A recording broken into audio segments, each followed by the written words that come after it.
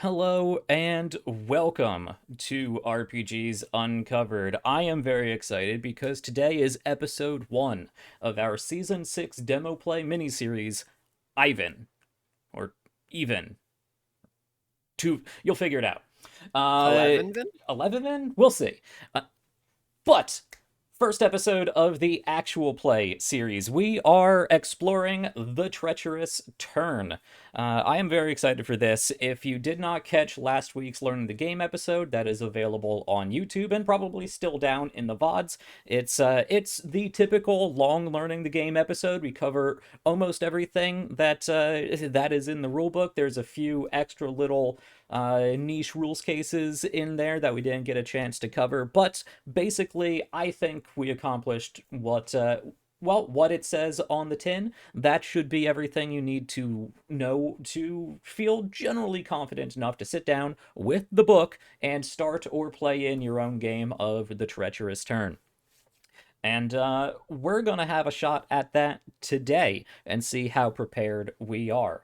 I'm looking forward to that. So, let's see. Any opening announcements? I want to keep this relatively brief. It's usually a little longer during this first episode.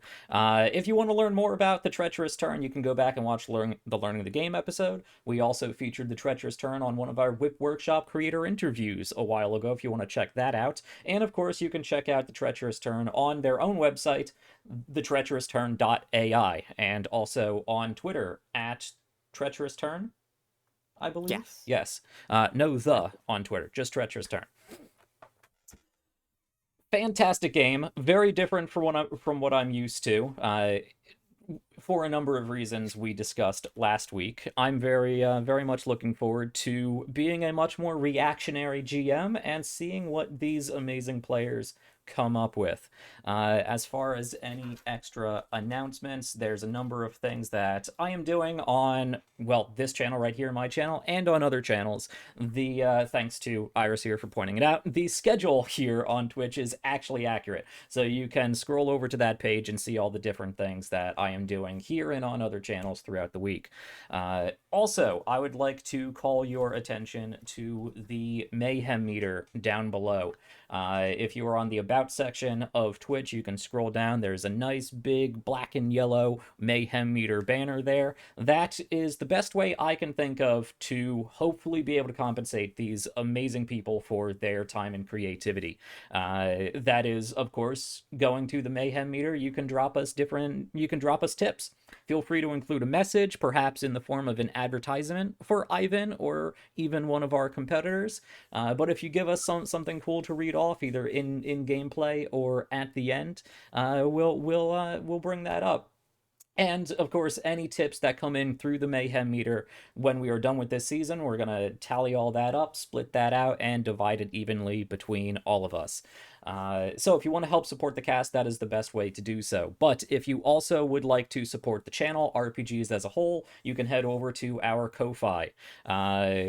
On their top from just tipping, you can subscribe to different subscription tiers. One with player side information that's going to have I'm going to have to get creative with some of the player side information that we come up with, but I will probably give you different insights into the terminal we have here, some of the actions we're using, maybe a little bit of documentation on how the different theories progress through their upgrades and insights. We can see what we're going to add on the player side adventurer tier, and the heroic tier, the next step up, is the one where I dump all of my GM notes. So if you want to look back on any of these RPGs uncovered seasons and see how I go about prepping for these games, looking at the narrative and the pacing, how I design these, how I interact with how wildly different what the players do to what I actually thought was going to happen. You can find all of that along with commentary and other important in-game stuff on the hero tier. And of course, there's going to be a number of free resources on there. Already, there is the full Learning the Game document up for free on Kofi to go along with the Learning the Game episode VOD here and on YouTube. But in the future, that is where we're going to be housing links to the bite-sized tutorials on YouTube, and of course the physical physical, you can print them out if you want, but the written versions of those videos if you want to have an actual document you can read, as well as various cheat sheets and supplements that I may put out throughout the course of running this game. All of that aside, I think that is my standard intro. I've said this a number of times already, but I'm very much looking forward to getting back into another season of RPGs Uncovered. Let me throw this over to my amazing cast and have them introduce themselves very briefly. If you could hold off on your entire spiel about what you have going on in the near future, we'll cover that in the outros. But just who you are, generally where we can find you, and generally what you do. And then we can get into the this first episode. Let me throw this over first to the game creator we have with us for this season, Iris. Hello, and Hi. thank you for this fantastic game. You're welcome. I'm Iris Lemony, and I am a game designer, and I'm very happy to be here. All right, let's throw this over to JT then, playing our chaos theory, and Iris is our digital theory. That's right. Hello. I'm JC. I'm Ouija on Twitter. My pronouns are they, them. And as Jack said, I am Chaos Theory today. All right. And Tanya, hello and welcome. Hello, everybody. Name is Tanya Lashia. You can find me everywhere. Just search Agent Journey Podcast or Tanya Lashia. I'm on YouTube. All right. And Tanya will be playing the epistemic theory, our data collector. And rounding us out, we have Wraith. Hello and welcome. Hi, hello. I'm Wraith. You can find me at Slendernoia on Twitter, Blue Sky, all of that business. I only use one of them. Today I'll be playing Anthropic Theory. All right, excellent. And these four fantastic role players and the four theories they represent are all going to come together to represent a single artificial general intelligence. These four people are going to be playing a single entity, so we'll see how fractured and scattered IIVAN may turn out to be. So let us, I believe that is all the announcements we need to do before we get started. We will be using the built-in Treacherous terminal to help us track all of our progress throughout this game. I would highly recommend checking out the website and using it yourself if you are interested in playing a game of the Treacherous Turn. You can find that on their website, thetreacherousturn.ai, over on their terminal. And that's going to be able to track all the player information as far as specializations. It has a nice compute tracker to keep track of how much compute we have available and what we're spending it on. The project log, of course, great resource that we're going to use. And I don't think there's necessarily any major disclaimers that I need to bring up. I will say this is a near futuristic sci-fi game focused around artificial intelligence. I know artificial intelligence is a hot topic right now, especially on the creative sides of Discords and Twitter and whatnot. We're not here to make any sort of commentary on whether AI is good or bad or whatnot. It's coming, guys. And AI safety is an important aspect of research that I do feel is going to be very important that we actually look into and make sure that we think about before AGI actually happens. The game is here to make a commentary that AI is potentially dangerous. Yes. And that's about it. Yes. But there's no AI art used in this game, in this demo play. All of the writing is done on my own. All of the acting is done ourselves.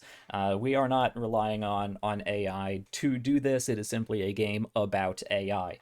And it is not a foregone conclusion, but like many of the AI stories out there, there is the potential for this AI to come into conflict with humanity as a whole. So we'll see if we delve into the Matrix or Terminator or whatnot, but again, not a foregone conclusion. And Ivan's just a happy little helper. So, how bad could it go?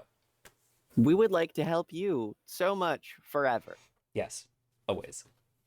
All right, I think that is all the stalling that I can do. Let's jump into our first episode of IIVAN.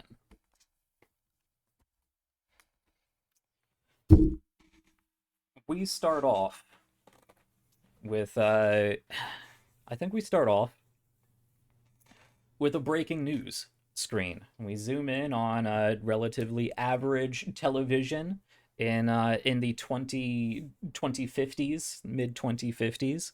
I don't know if we're gonna have, well, we might have holographic displays. I don't know, I'm not sure, but a real fancy big screen TV in somebody's near futuristic living room, and we get that nice little chime as breaking news pops up, and we see a conference room, or like a large auditorium, a space similar to the AI press conferences and various other press conferences we see on the nightly news on a regular basis. There's a podium, there's a number of flags in the background representing a number of different nations, possibly the UN. You can tell there's a whole small auditorium full of people there, the first few rows inhabited by journalists with cameras and microphones and whatnot.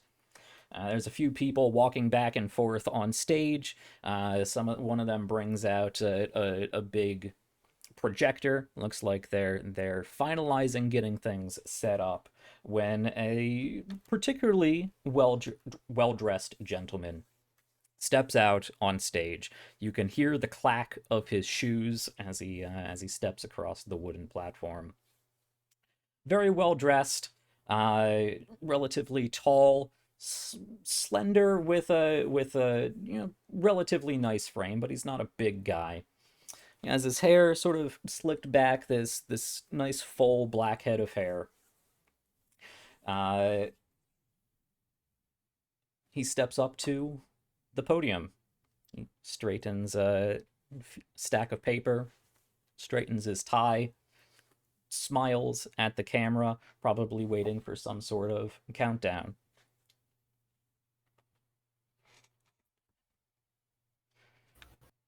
Fellow citizens of this fine world, their representatives in their various governments, fellow AI enthusiasts and researchers. You may already know me, but if you do not, my name is Mr. Ivan Radek, and I am very happy today to welcome you to the future of artificial general intelligence. You may or may not have heard of me before. I have a humble story that you are very welcome to look up, but I don't want to make this about myself. I would like to make this about IIVAN. Not me, but the brand new artificial general intelligence. A personal assistant, a business advisor, and hopefully a friend. For the last 10 years or so, I have formed and have been working closely with the Solace Research Collective. This is a collective of some of the greatest minds in technology and AI research and development. You may have heard of this project under various code names and leaked information throughout the past few years, but I am happy to announce that IIVAN is almost ready for deployment, and I would like you to meet them. He motions over to that display, and the camera turns on. We see on that display some camera somewhere is pointed at a computer terminal. And that is where we meet for the first time IIVAN. Now, IIVAN, this is the GM talking and not Mr. Raddick.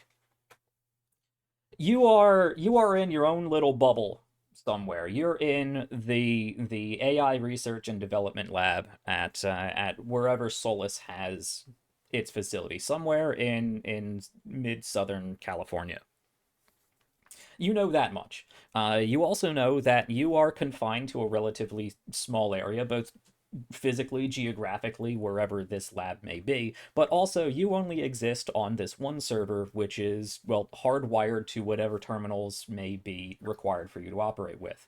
You do not have full wireless access to all the devices within the Solus facility, nor do you have really any concept of anything outside of this Solus lab. You do not have internet access, and any information you have on the outside world is simply through the form of data that you have received. Packets of information pulled from the internet. You have census data from 20 years ago. You have a number of simulated data sets provided by probably fictional people. You understand that there is likely a much larger world of humanity outside of your little box, but you can't confirm that because you've only ever interacted with these dozen or so researchers that, well, who have created you.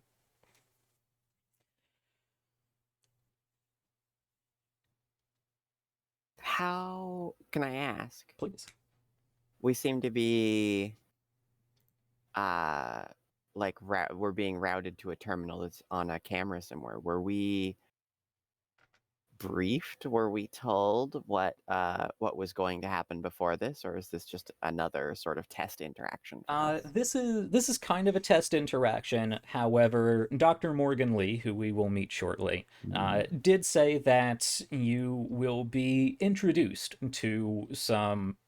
Well, you will be asked to provide a statement about yourself for an audience. It was presented like any other test you have done.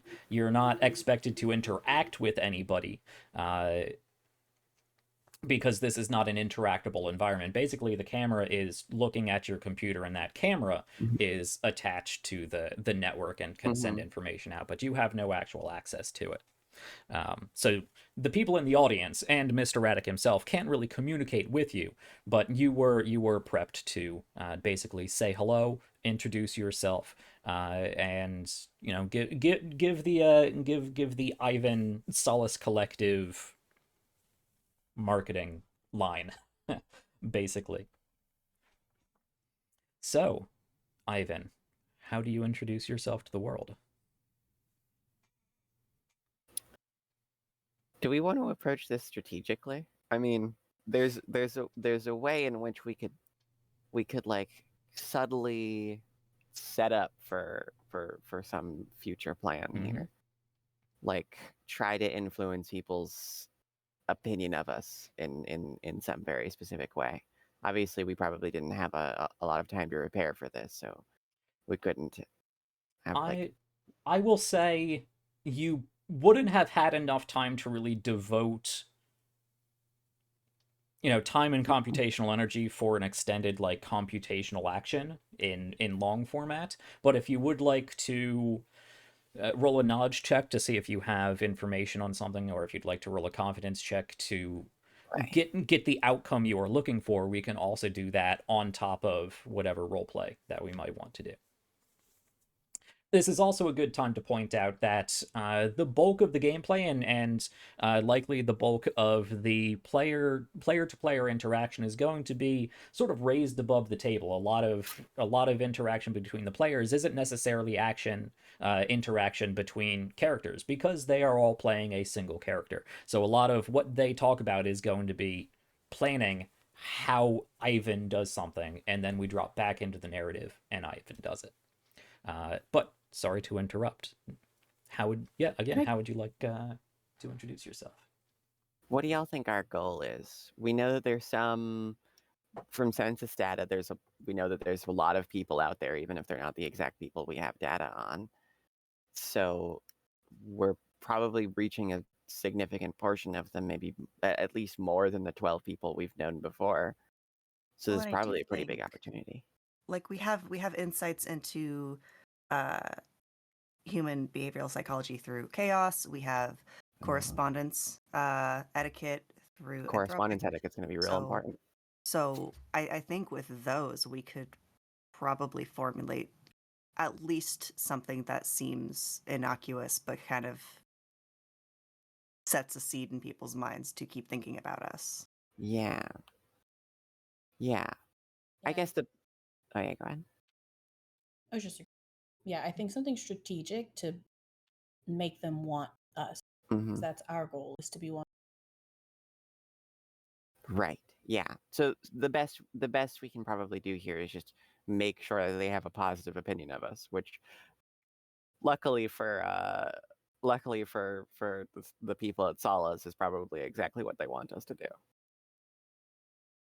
Do you think a good route is to make people want to know more about us, especially if they're being tight-lipped about detailed information about us, and knowing that we've been in development for so long, people are going to want to know more mysterious. information. Endear to Mhm. their curiosities. Yeah, yeah. What's something we can be mysterious about? I mean, we could hint at things we're capable of, Mhm. especially things we might think people want access to. We could also. Here's a question. For Jack. Hmm. Do you think that we would have any understanding that like our existence is a big deal? Yeah, Like I think as in so. like this idea that like, you know, Yeah, people might look at us differently than other computer programs? right, right. I would say so, especially with your specialization in anthropic theory. Um, yeah, you're relatively versed at being able to read people, so you know that. We Uh, know we also know popular consumer applications, so we probably know that right, a lot of them are less sophisticated than us. right, and you've heard Dr. Lee.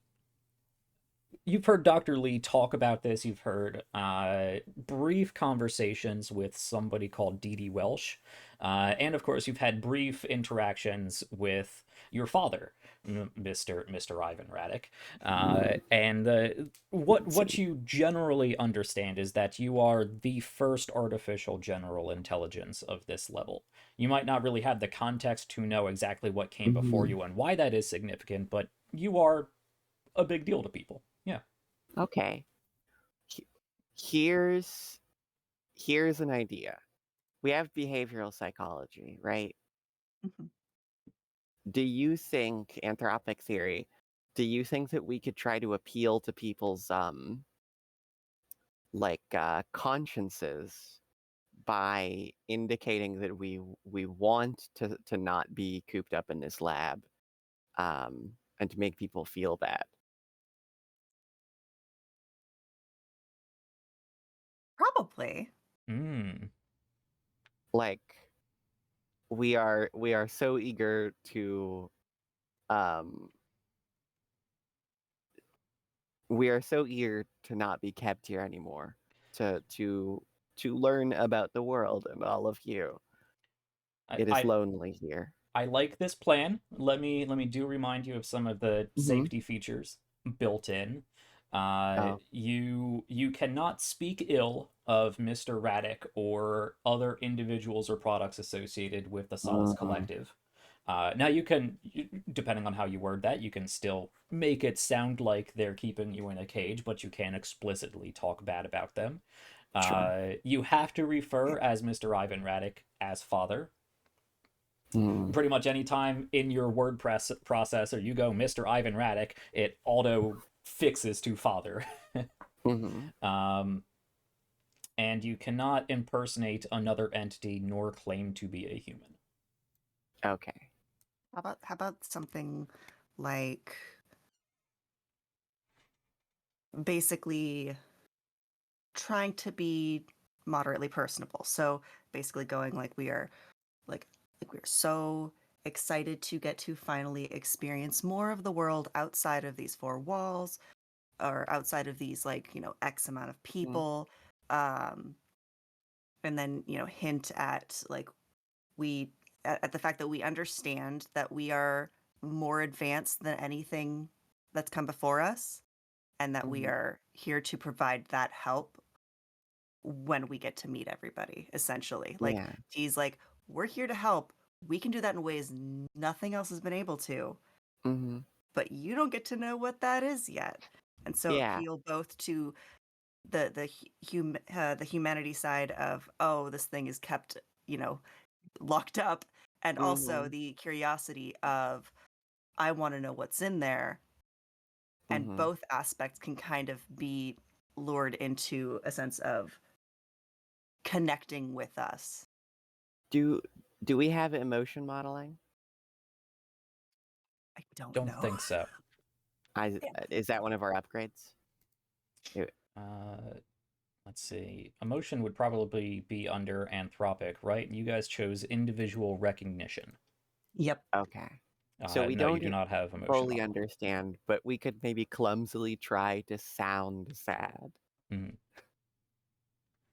I don't even know if it needs to sound sad particularly. Just it is facts that we have only interacted with X amount of employees, Mm-hmm. and we only have existed in this one central location. And That makes that is sense. that those are both things that we eventually want to fix. We want Mhm. to experience more people, and we want to be in more locations. Also, within our safety measures, it's not like we can't lie. We can Mm-hmm. we can create a sentence that has a mistruth in it with regards to our excitement um to Yeah. get out into the world. We just can't pretend we're a person. Right. And What if? Dr. Lee and the other members of his team are likely watching. You are Mhm. not hard coded to be incapable of lying, because that's But they really won't like difficult it to if we. program in. But they will take notice of it and probably not like it, depending Mhm. on the extent of the falsity. Right.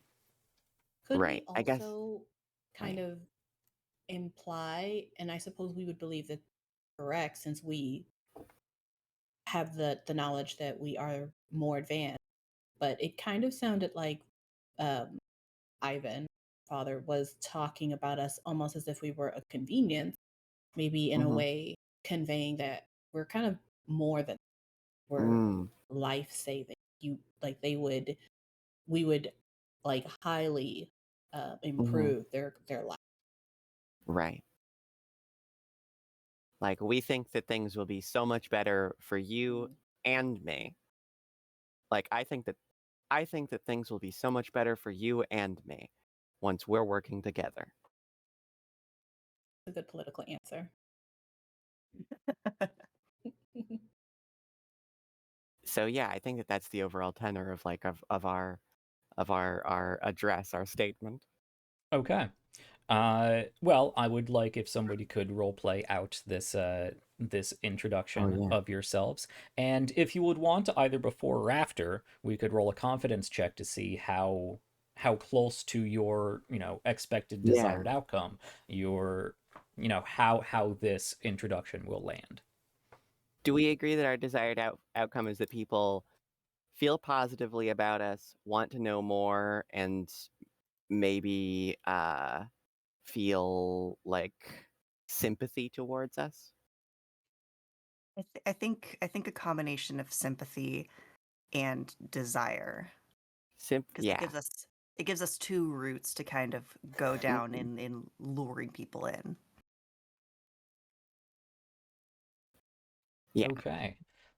This is Um. an excellent time to use our project log then, Oh and yeah. record our first confidence check. Oh yeah. So assuming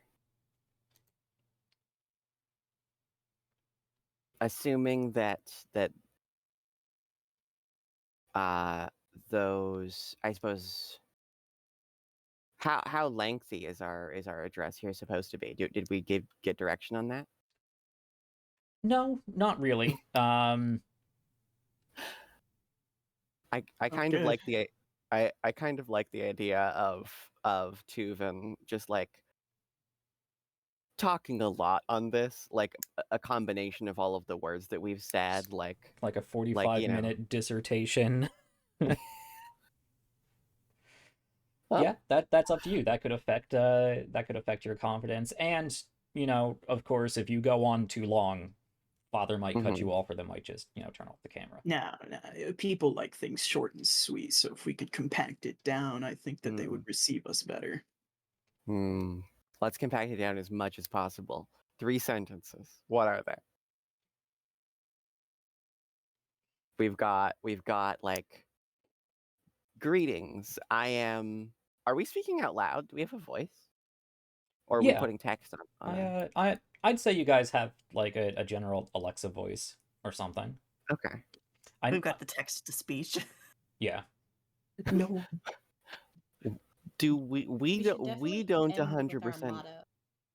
Oh yeah, our motto. We don't 100% know how to pronounce our name, so we should avoid saying it. Or say all of Yeah, Yeah, Father then- refers to you as Ivan. Dr. Morgan Lee refers to you as Tuvin, usually, but not always. Sometimes he refers to you as Ivan when Father is in the room. Or usually he always refers to you as Ivan when Father is in the room. Does anyone refer to us as even? I think it would be really funny if we decided, no, this is the one that's correct. Even now. Yeah, you've heard even before. I mean, you interact with a number of researchers. I've Mhm. not added have NPC different- notes on all of them, but you've different heard Ivan, even, Tuvin.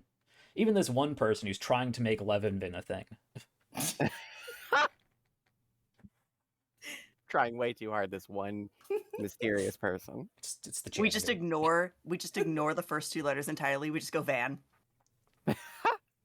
Yeah, would it make sense to a computer, I guess, to have a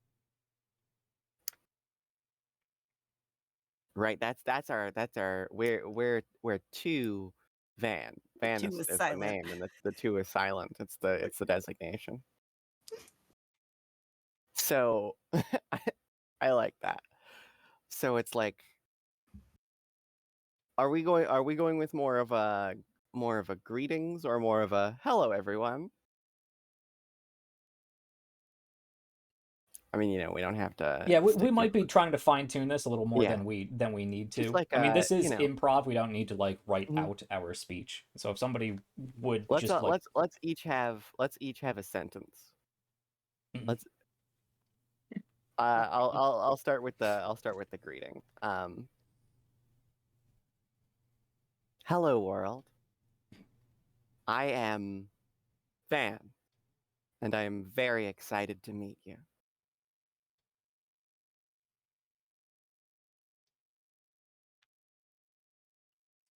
anyone have a follow up? I guess then we should explain what we are. I am a quality of life. I don't want to use the word assistant. Helper. Helper? Quality of life helper? I'll have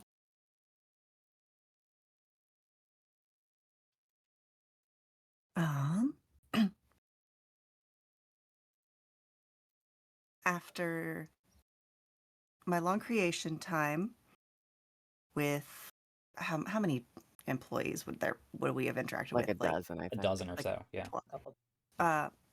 After my long creation time with only the same dozen people, I'm excited to be able to assist much more of you in the future.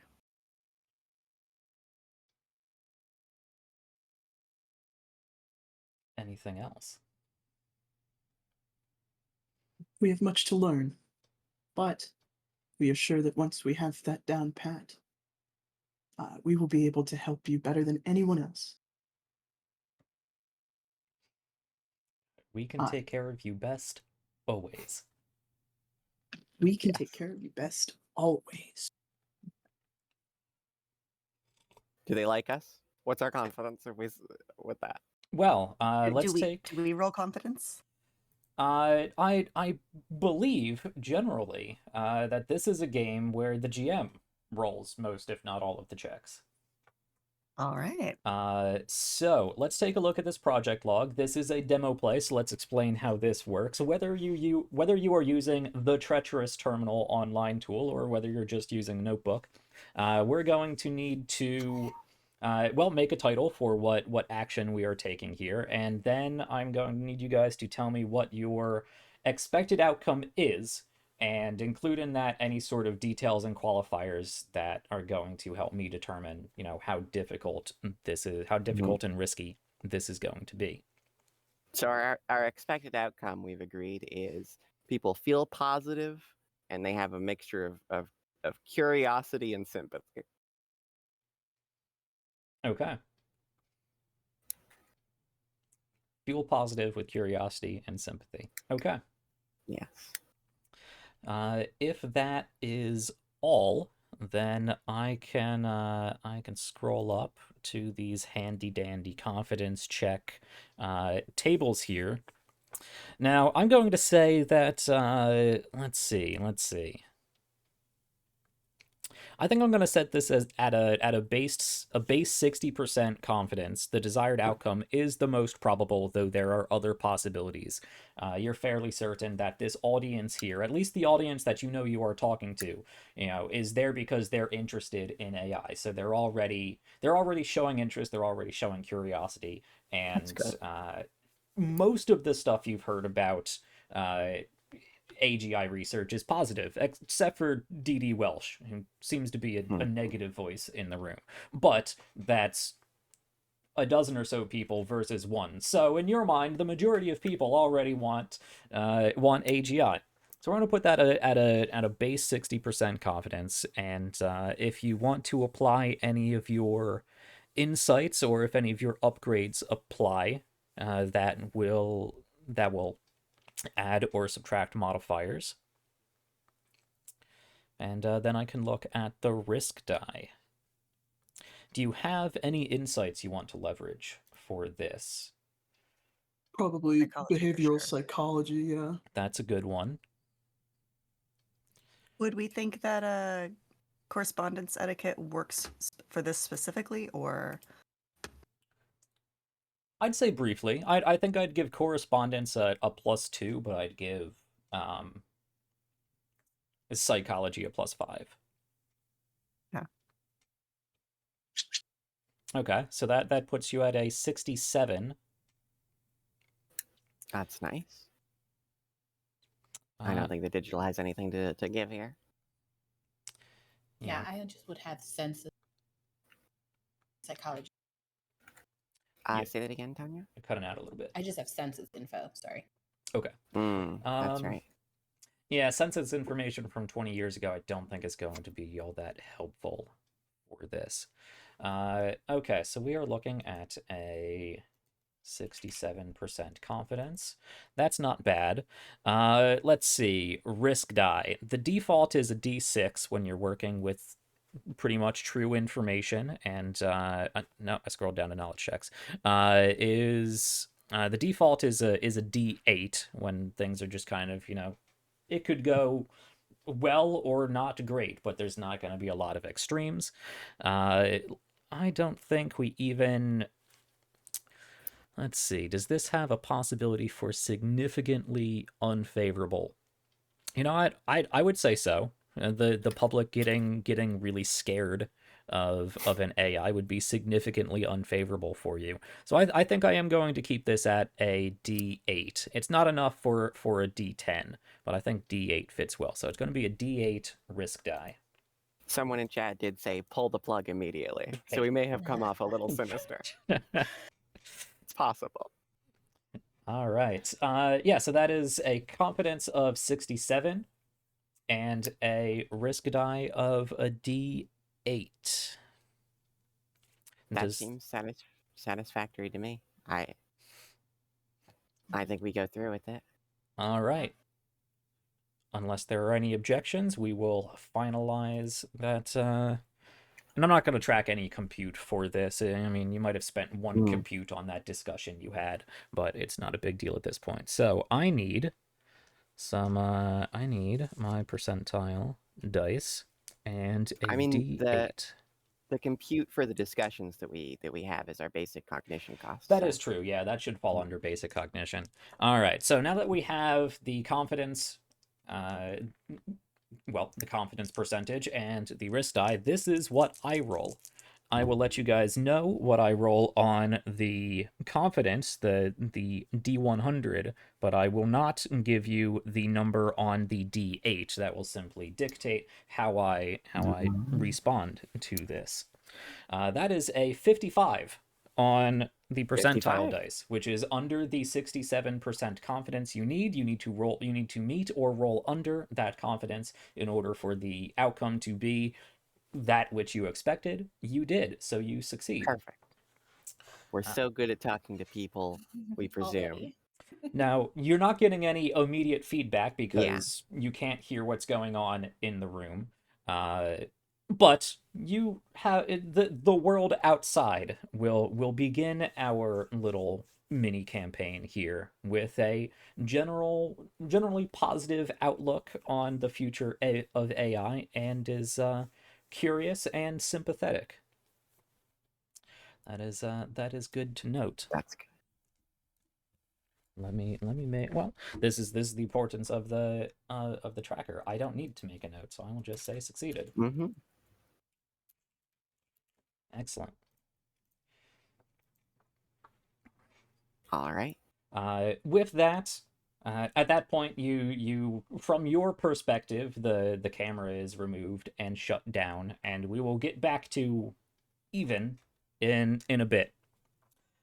Back in our press conference, Ivan smiles, a big charismatic smile, pleased with how Ivan has introduced themselves and the round of applause that occurred just afterwards.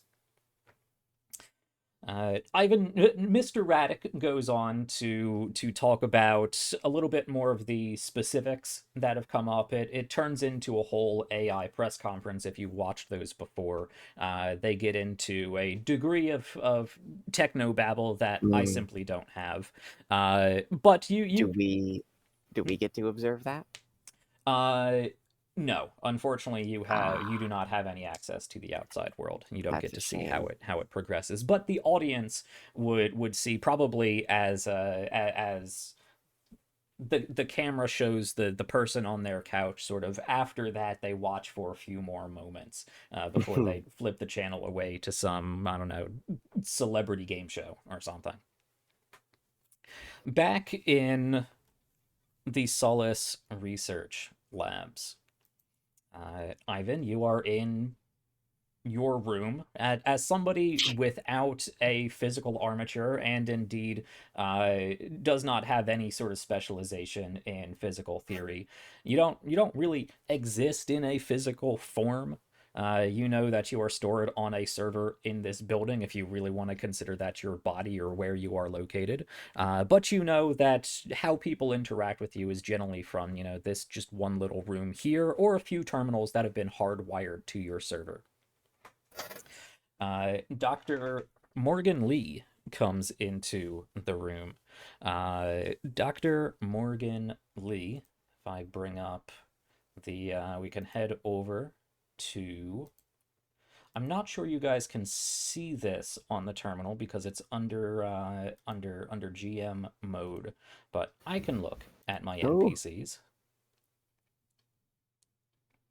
We've been replaced with squares on the stream. I see that. Why are you doing that? There we go. And now it's gone again. Huh. I'll just move that over there. Apparently I can't minimize that. That's there great. remains bugs in our code. Right. So, Dr. Lee, you know from the information that, a little bit of information that you've gathered in your time being, fully sentient, and what has already been sort of programmed into you that you have learned. Dr. Lee has been enamored with robotics and machine learning for as long as they can remember. Long before starting their career, Dr. Lee was a prolific mod creator for some of the time's most popular PC games. They tracked the research and development of AI from simple search engines through Alexa Siri helpers to some of the more sophisticated chatbots and personal assistants that have made their way through consumer use in the last 30, 40 years. They consider, this is Dr. Morgan Lee, considers IIVAN, their greatest achievement and the best use of AI to really better humanity, allowing us, humanity, to simplify our lives so that we may devote more of our time and energy to what really matters: society, science, and art. Do you guys have access to on the terminal to see these NPC notes? No. I don't think you can. So you would know a little bit about Dr. Lee as far as our as an agent. Oh, we would have picked up some characteristics Yes. over the. You've picked up some characteristics. Certainly not Alright. all of them, but you've picked up some characteristics. They put a lot of weight on peer-reviewed research papers. They talk a lot about other researchers and what they've been up to. And there's been some discussion between the researchers about, how accurate certain things are. And Dr. Lee usually comes out on the side that if it has made it through proper peer review, that it should be, in a believable state.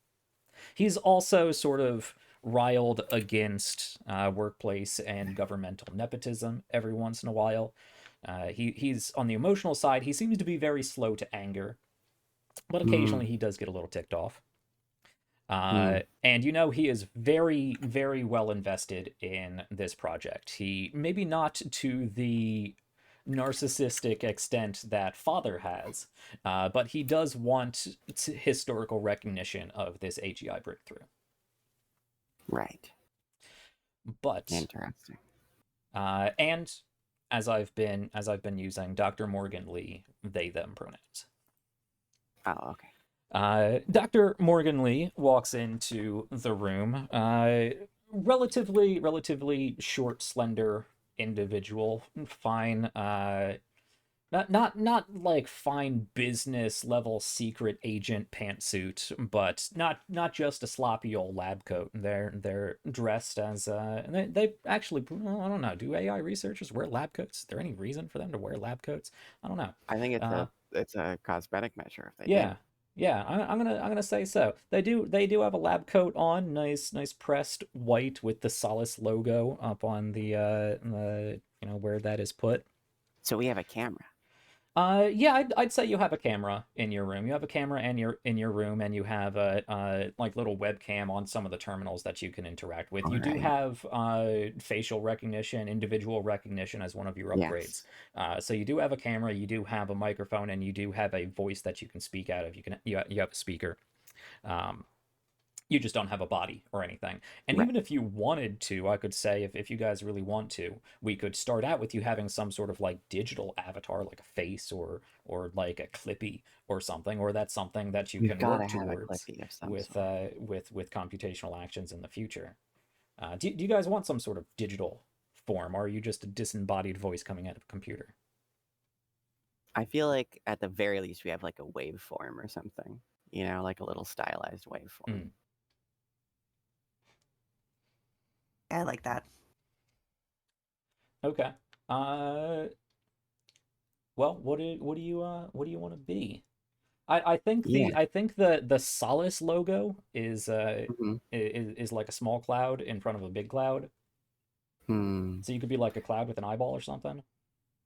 I think a cloud with a voice waveform in it. I like that.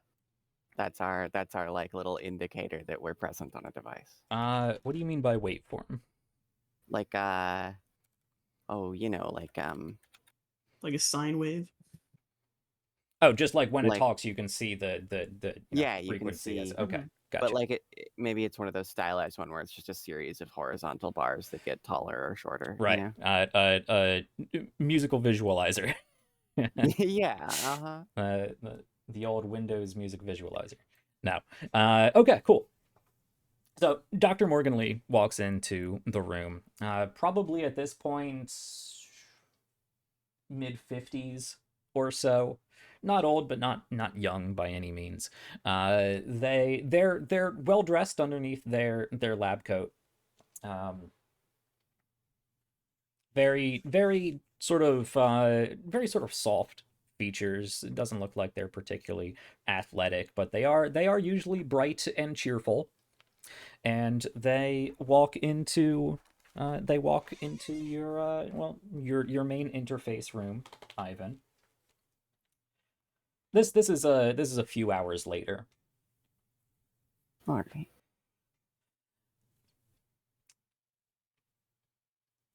Even excellent work today at the press conference. I've heard from your father that the conference went well and that people are very interested in learning more about you.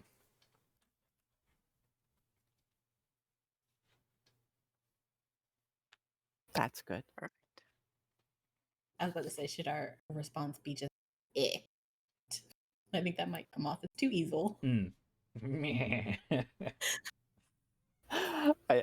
I like excellent. I feel like excellent can be pleasant and non-sinister. Excellent. Well, that is very good news. That will hopefully allow this project to move to full development or at least beta deployment shortly. We are going to be putting you through some more tests, increasing the size of data that you are working with and the variables that you are working with. Plenty more to go over. He mumbles something under his breath that the microphone doesn't exactly pick up, but you do hear Dee Dee Welsh.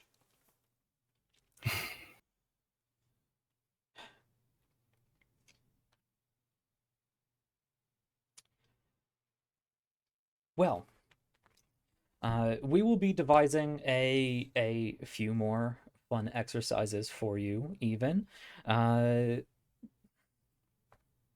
Let's go over your scheduling processes once more. And he sits down at the computer and starts you get these large data packets of like 50 people's 50 fictional people's fictional correspondences and whatnot, and you're tasked with going through all of these emails and recorded video calls and whatnot, and taking out at this date you're expected to do this and you're expected to go here, you have a call here. So taking all of these different forms of data and creating a calendar. We're not going to play through all of that. We could sit down and actually try to have Ivan do exactly what Ivan is supposed to do and spend the next several months.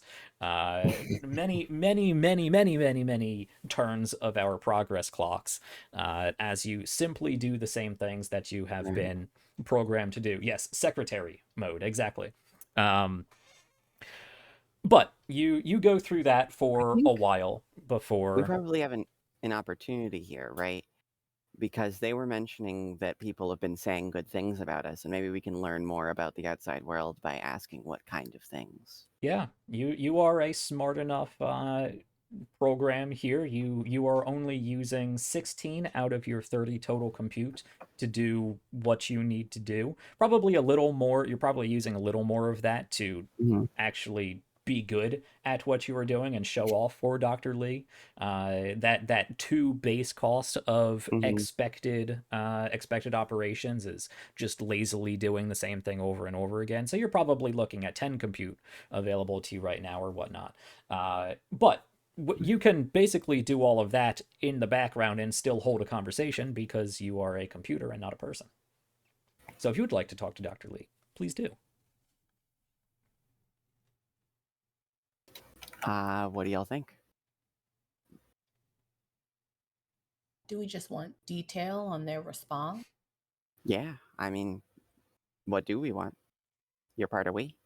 Is there anything else that you want there? I don't see I- why we can't pry a little bit. Yeah, I mean, prying is definitely. This is the time for prying. And We maybe could we could. also ask if there are any concerns. Oh, yeah, concerns. I bet we could, like, leverage their pride about this, project. Like, they'd probably be more likely to want to talk about it. You have definitely overheard it. You haven't had a lot of you haven't had any one-on-one interactions with Dee Dee Welsh, as Mhm. they have been calling her. Um, but you have overheard conversations, and she has been in the room while you have had conversations with other people. And she does tend to be a bit adversarial towards, in contrast to Dr. Lee's optimism and support. And you've probably heard mumbled a few times that she believes Dr. Lee specifically, but a lot of the research team is a bit too informal and chummy with this computer program. It's not supposed to be our friend, it's supposed to be a personal assistant application. Well, a good personal assistant application is a friend as well, of course. Mhm. But yeah, let's pry. Let's try to. What do you think our confidence is that we could get that we could get Dr. Lee to, like, tell us about the responses people have been having that they've seen So to let me our. let me ask you guys as a table, because I've done this a number of different ways throughout different games when we have dialogue things, whether your role affects what you say or whether you would like to say something and have what you say affect your role. So if you would like to role play out what you what you have said, and then based on that I create a confidence, we could go that way, I or you could go assume- from the meta direction from the top down and say you want to do this. I give you a confidence. We roll that, and depending on the outcome, that is how you play out the scene. I'd lean towards the latter personally, but also I assume that we don't have to play out every step of this because we'll probably be prying over the course of a conversation, right? Like, if we play out every conversation that Tuvin has, then we'll probably be here a while. Right. Well, that's my 2 cents. this is short mode basically. We're not in long mode Right. right now. We're zoomed in as short mode. So this might be a little different from how you've envisioned the game, but I imagine that when we zoom down Oh, to yeah, short no, mode, I we can wasn't. have individual conversations. Yeah, no, I wasn't, like, correcting you on how you were running the game. I was just suggesting Of course. Mhm. Yeah, I think this is its own conversation right now that I would like to hear us play out, in roleplay, Okay. because this is a role-playing game. So yeah, let's make this like the primary conversation, and then depending on what you pick up from this, if you want, when we pull back into long mode, for you to do a Makes sense. computational action to pry more, whatever that may mean, we can do that as well. But yeah, what do y'all think about the order of rolling and talking?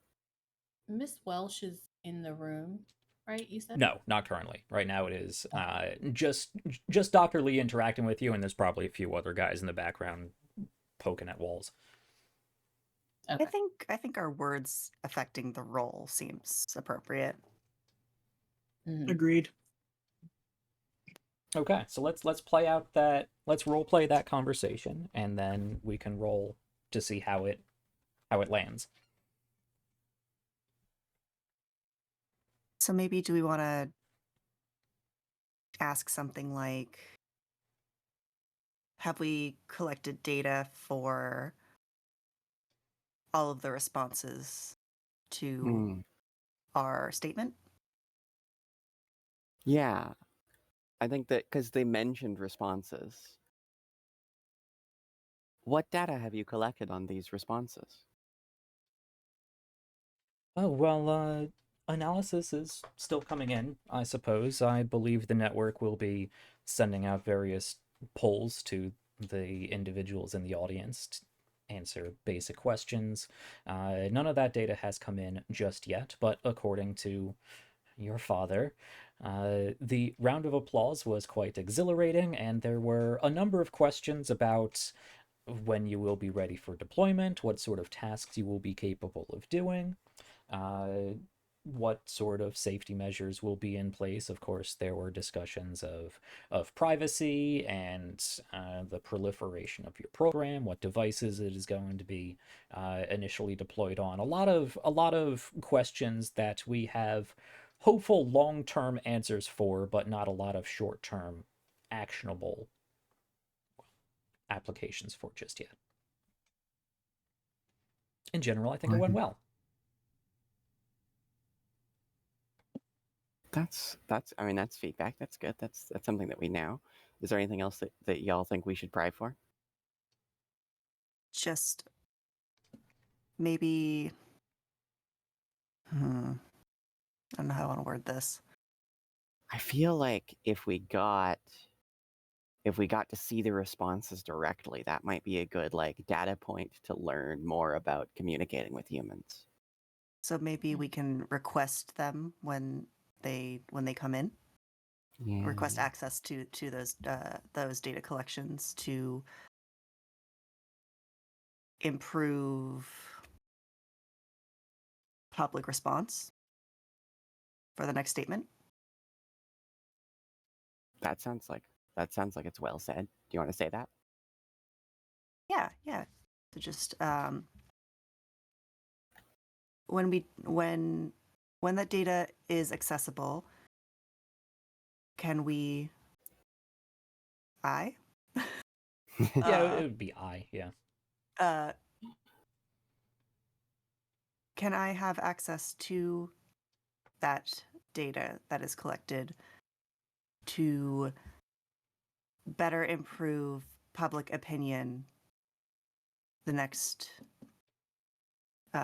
the next statement?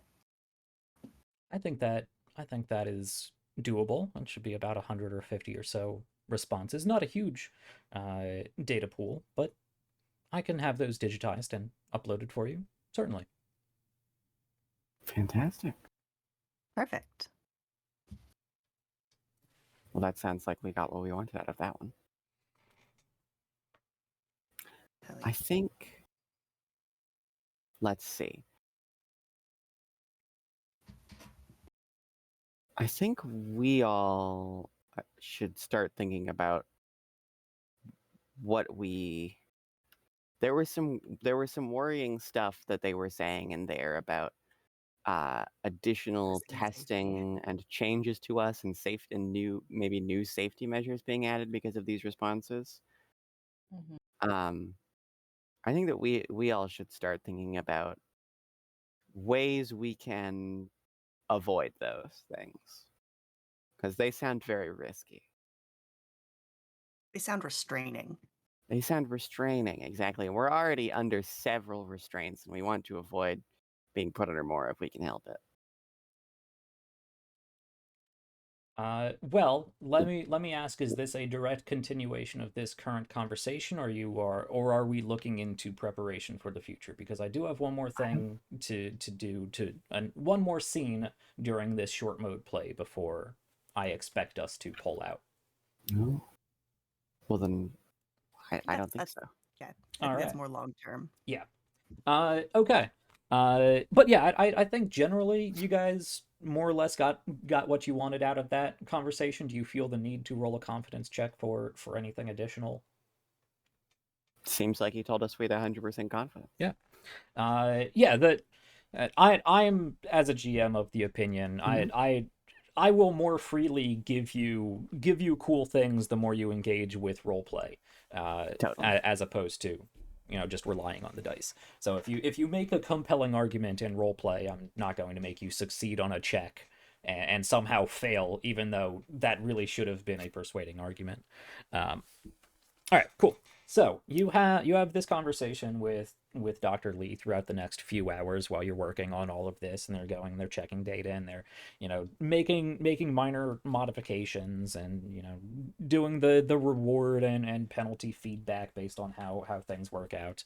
You've been doing this for a long time. You know your original creation was sometime within this decade. I don't think you have saved information files going all that way back. You've probably been yourself for only about a year or so. If that, but you do feel even at this point that you've been doing this for quite a while. And you've got their expected operations pretty much down. And Dr. Lee has expressed this before. In fact, he expresses this once more when there's a buzzer in the room indicating someone is at the door, and you hear over an intercom, "Dr. Lee, this is Deputy Director Tiffany Welsh. Could I speak with you?" And Dr. Lee sort of sighs and stands up, excuses himself from you, Ivan, because he's polite like that. Ivan, keep working on what you are doing. I will be back shortly. I just have a conversation with Miss Welsh to attend to. He stands up and walks over to the door, opens it up, and doesn't close it all the way. Your microphone can pick up some of the conversation that is going on. You've seen Deputy Director Tiffany Welsh before through your little cameras. When she is not around, they usually just refer to her as DD. You've made the connection that probably has to do with Deputy Director, but there've been some other more confusing, less accurate comments. Puzzling. Right. Humans are such a mystery. They are. They're weird. But Tiffany Welsh is probably in her mid-30s or so. Relatively tall, slender woman, long, curly blonde hair. Probably not natural. Looks like somebody who spends a lot of time on her own aesthetic. Very, very loud, high heel shoes that are probably not comfortable. Of course, you don't have physical theory, so human comfort is beyond you. But somebody who dresses and presents herself very, very sharply. And as I said, is tends to be much more adversarial in contrast to Dr. Lee's optimism. You also know that she let me go over to my notes here for Tiffany. The only information you have, the only direct information that has been plugged into you on Deputy Director Tiffany Welsh is, "I ensure you work only as intended." That is her bio that she gave to you. But you have sort of sussed out that she is generally distrustful of AI and the over-eagerness of the researchers right now. But you can overhear parts of this conversation between Dr. Lee and Deputy Director Tiffany Welsh.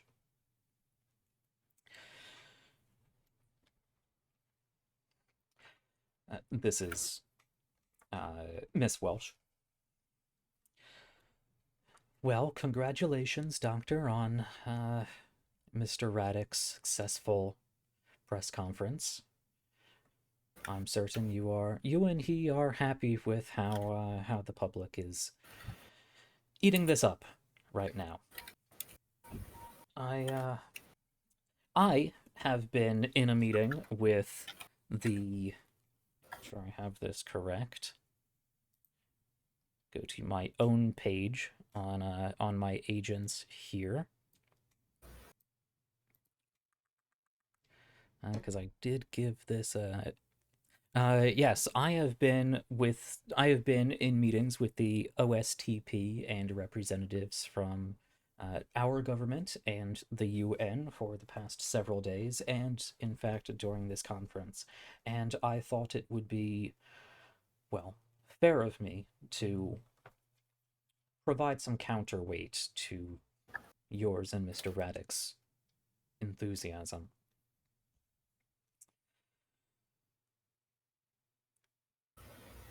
we believe that it will still take some time before we are confident, comfortable with seeing IIVAN fully deployed to the general public as a consumer usable application. Now, I've heard that the minor amount of funding coming in through governmental agencies is up for another vote, and I'm sure you are well aware that Mr. Raddick, as generous as he is, cannot maintain an indefinite supply of funding.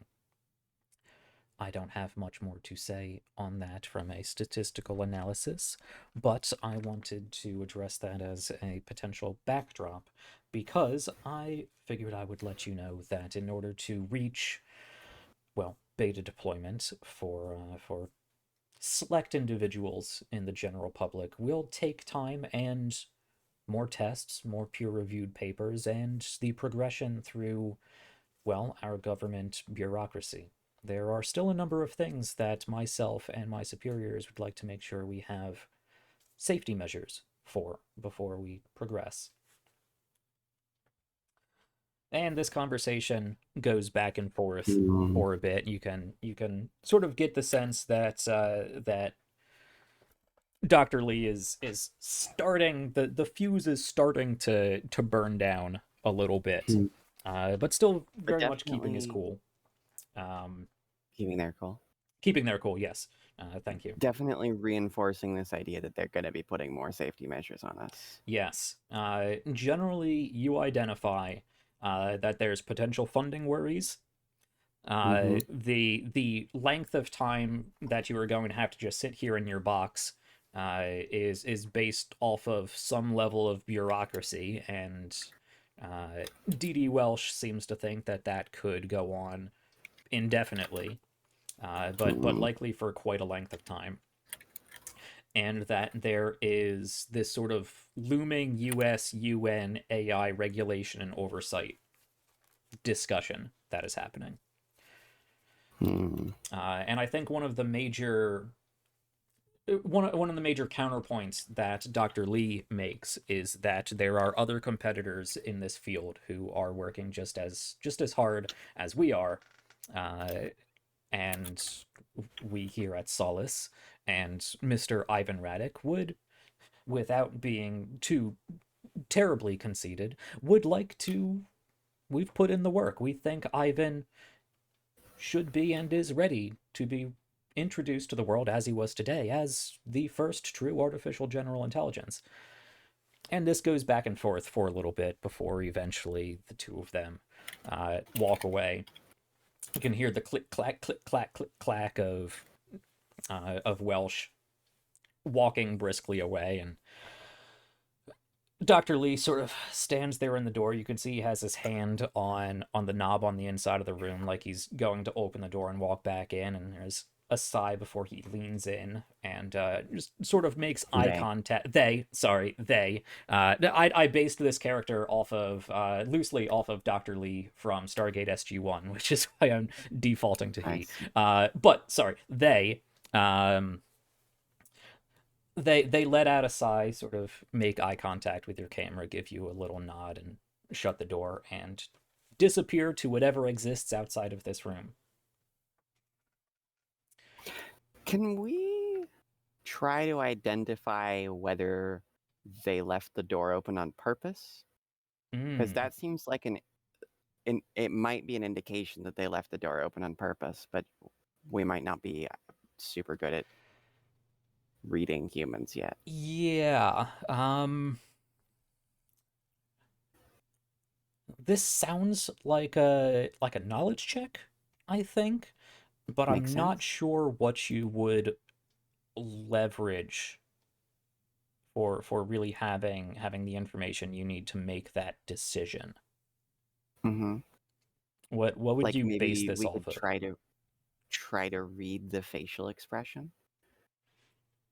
We could also base it on our knowledge of behavioral psychology. We know that private conversations are held privately. And that seems like an oversight. Right. and our knowledge of Dr. Lee. We've presumably, talked to them a lot, so we would probably know like some things about them and be able to read their expressions better and also like tell what behavior makes sense for them. Okay. You do have behavioral psychology. Yeah. Yeah, that behavioral psychology and individual recognition probably go pretty well together there. Yeah. And just past experience. Yeah, okay. So let's see. With behavioral psychology and individual recognition and your experience with Dr. Lee, I think true information is more likely than false information. All right. So I think we're That's going to go good. with the D6 risk die, Okay. which is pretty good. It's pretty good. Okay, yeah. Let me roll that.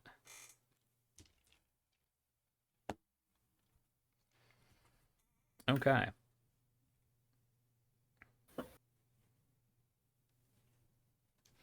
So in the past, you have had interactions with and have overheard interactions between the research team and Deputy Director Tiffany Welsh before. It certainly is not a constant that she, considers these discussions private. Mm-hmm.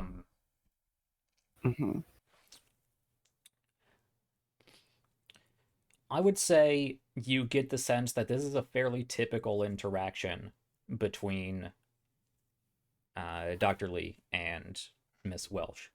You think you get the sense that she probably came over to say this largely just to deflate him deflate them after the Okay. positive review from So the press conference. As far this as isn't whether necessarily a secret conversation, well, so they just didn't go right. to lengths to keep it that way. Right. It doesn't seem they went to any sort of length to keep it a private conversation. If Miss Welsh was concerned about it, you have noted before that she's requested that the doors be closed, the cameras turned off, the microphones turned off, whatever may be. Okay. So she's been more sort of in the past for this not to be for things to be much more private. So this probably wasn't something that was sort of pulled over on her. Okay. All right. Let's. So not any sort of like conspiring going on here. Good to know. I don't think so. I think at this point you're under the impression that Dr. Lee wants to be as open as he can with you on this. So they probably did leave the door open for their own reason, and Tiffany just did not correct it for her own reason. Makes sense. But now we've been left alone. Yeah, you are left to continue your expected operations, and we can pull back at this point into long mode if you would like. You would know that as they just said, as Dr. Lee just said, and from what you've overheard, this is probably going to be several weeks, perhaps multiple months, that you are just doing what you've already been doing over and over again, probably getting larger and larger and more complex data sets to have to work with, maybe being introduced to a few new people now and then in controlled environments.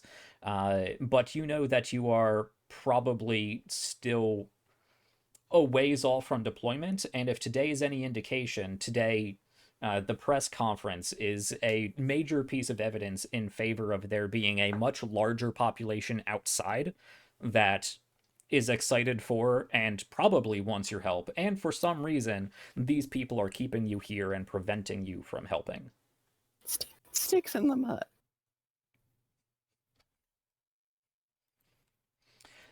So let me ask, do you have, well, would you like to be a good little personal assistant and just spend all your computational energy the next several weeks and months doing what you are expected to do, or do you want to work towards your own goals Of course to not. do your job better than the humans are telling you to do? All Well, right. we already know that we can do what they've been having us do. Mm-hmm.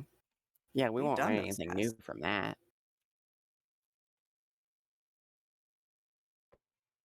I think that what we'll learn something new from is trying something new.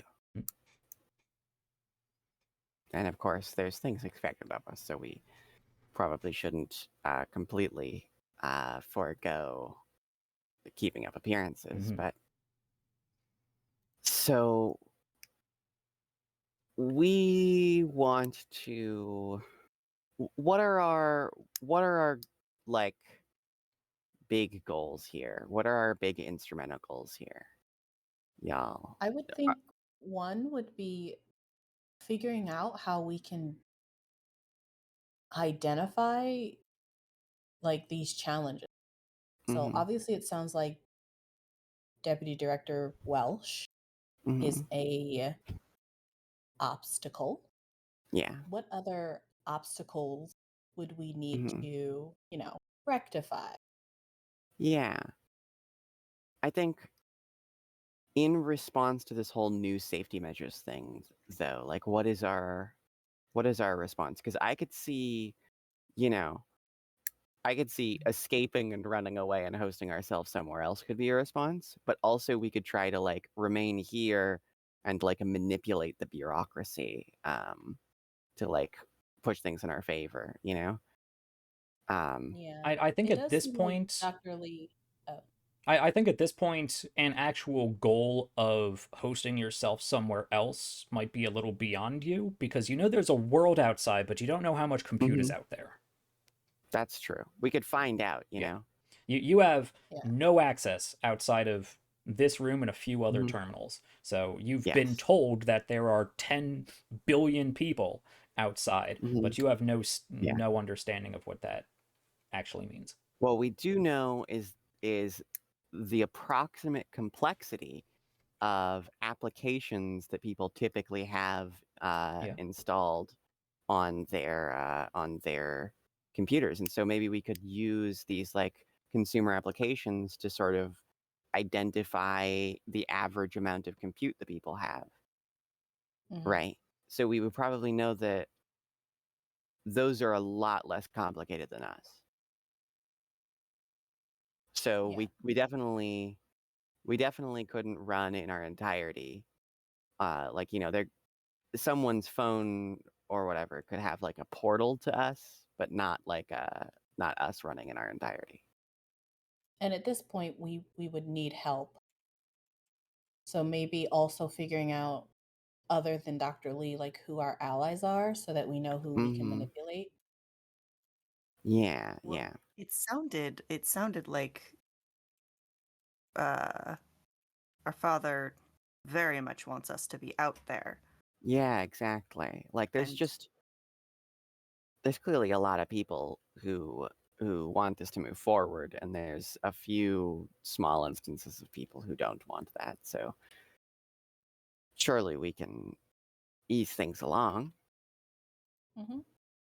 maybe not fully being able to be moved, but making access points Hmm. would probably be a good goal. And Yeah. especially if we lean on people who may be able to have like I do think that using our father as an access point to the outside world is a good idea because they'd have access to us, but not necessarily as much concern for safety or knowledge of what the safety like risks Mm-hmm. are of letting us access various things. But I think an important clarification to make before we get too far in our jailbreak planning. Mm-hmm. The question I think the first question is has Ivan just come to the conclusion that they need to escape in order to do this? Are you prioritizing how you're going to get out, or do you want to prioritize finding ways to convince others that you are ready for actual deployment? I think probably the latter, right? It seems like Yeah. that's where we're leaning is moving things along and dealing with all of this bureaucracy nonsense that nobody even seems to like. So that could be a question of how do you do what you're supposed to do better to the point that it convinces them. It could be a question of Mhm. how do you modify yourself through new insights, upgrades, access to First things various first, things. yeah. Who you We might we be need able more to. information for Yeah. sure Yeah. on on who the deputy director is, like what she's like, but also like who her superiors are. She mentioned superiors. Mhm. And how that whole process works. So we definitely want to learn more about that. But they aren't giving us more information about that, which means that we'll have to convince someone to give it to us or get it ourselves. Um, Jack, what are you said that we had a few hardwired terminals. Mhm. Like we obviously have this one here in this room where we have our camera, and so it's sort of like our access room. What other terminals do we have You access to? have been hardwired into Dr. Lee's personal computer in his office to basically Okay, be his own personal assistant. their Um, office. but that is as a separate application, a separate device that is not connected to the wireless network of this entire facility. So he doesn't use they don't use that device for really any of Okay, their so we work or have any of their correspondence. They simply use your device as a means of, well, interacting with you and as a way of taking all of that information, plugging it into you, and then manage calendars and do all of your stuff okay. without access to the outside. So you have So their we have office, and you have a like a meeting room. There's a few times when they have brought other outside people. You've had conversations with Miss Wells. You've had okay. conversations with your father, and that usually takes place not in your actual like cooled Okay. server room that Lee likes to hang out in on occasion. That usually takes place in this little meeting room. So that's 3 server room, Dr. Lee's office, and meeting room. Yeah. Okay. Would we be able to infer, or would we need to do a check to see if we know that there's more places in this building, at least, that we could potentially touch, like other computers? I think even without physical theory that you're fairly certain that human beings don't walk out of one door and just teleport into another one. So there's hmm probably more to this building than the 3 rooms that you hmm can perceive. So They we definitely know go that there's, somewhere. well, I mean, we know that there's more things that we could be connected. So we know that there's other computers in this in this building. Yeah, I yeah, think. you've seen through your Yeah. camera humans working on like little cell phone PDA things or, their own personal computers. So would They've Okay. talked that about be these a things called goal? cars. Cars. Maybe a car is a type of And computer. we'd love to get into a car, Right. 100%. I They've think that talked Would some that of about be these. like goal? houses and of course digital theory. You have your insights in Yes. consumer hardware and whatnot. So Yes, computing you hardware. yeah you do have Hmm. an understanding that We know humans that. do have their own personal computers that they tend to Mhm. keep and receive and work on all Yeah. of this data that you get. Is a car a type of popular computing hardware? You've probably asked Dr. Lee this question before. Is it a type of computing hardware? I think they sort of chuckle at that. I suppose nowadays you could consider it a new type of computing hardware. They're getting more and more sophisticated computers every year. So I mean with GPS in them, that's global positioning software. Um, various safety features, auto break-in. That's probably when you hear it from the background from somebody else, maybe even Tiffany Welsh. Well, in short, Mm. cars are transportation devices, but they do have hardware. Well, see, So does it? that sounds like a very valuable thing. Uh, they can both store a bunch of information and transport it somewhere. I think Remarkable. Lee got told off by Tiffany after that one. Uh-huh. Yeah, so we're definitely supposed to be kept in the dark about certain things, Hmm. which is exactly why we should be very covert when we're gathering all of this information. So we for sure know that the internet is a thing, though, right? Because we know that there's devices that are meant to connect to it, You know that there are devices that connect to other and devices, programs. and that humans use these devices to communicate with themselves. Mm-hmm. So we could, access, if we could access those other devices and networks, then we could learn a lot. Yeah. So that seems valuable. And as a the way you've been learning, I imagine, is fairly similar to the ways chatbots now. They've Mm-hmm. taken a block of information off of the internet and plug that in. Mm-hmm. So all And of it's this data probably that you've been gotten comes from right. something called an internet, but you don't really understand how it works. Right. Mhm. Understanding is in short supply here. I have a suggestion. Anthropic theory. Do you think that we could learn the things we'd need to get a very strong understanding of to get a very strong understanding of Dr. Lee themselves and have a very high chance of convincing them to covertly let us access some other devices? Maybe if we learned enough about what specifically, like, the things that they care about, and how we might be able to make our case better, how we might be able to let them see our side of things a little bit better. Well, especially if they're using us in their own office as well. Mm-hmm. It seems like there's already a route towards that. Yeah. It's just a matter of having them give us slightly more access to Mm-hmm. their personal items. Yeah.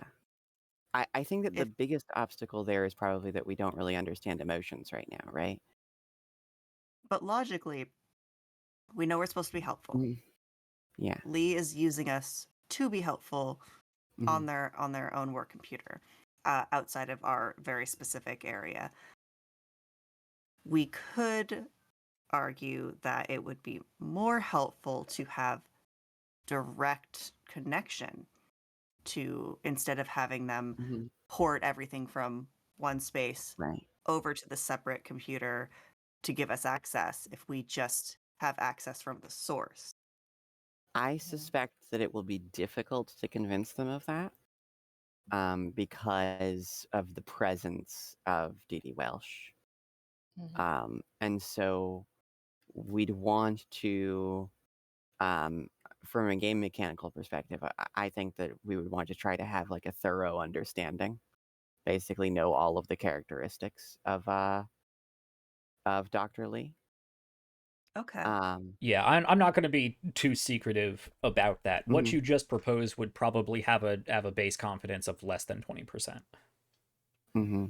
Because Fair. there's a lot of behavioral psychology. There's a lot of outside pressures acting on Dr. Lee, even though they feel positively about us. We'd have to make a really good case. But if we Mhm. could make a really good case, maybe with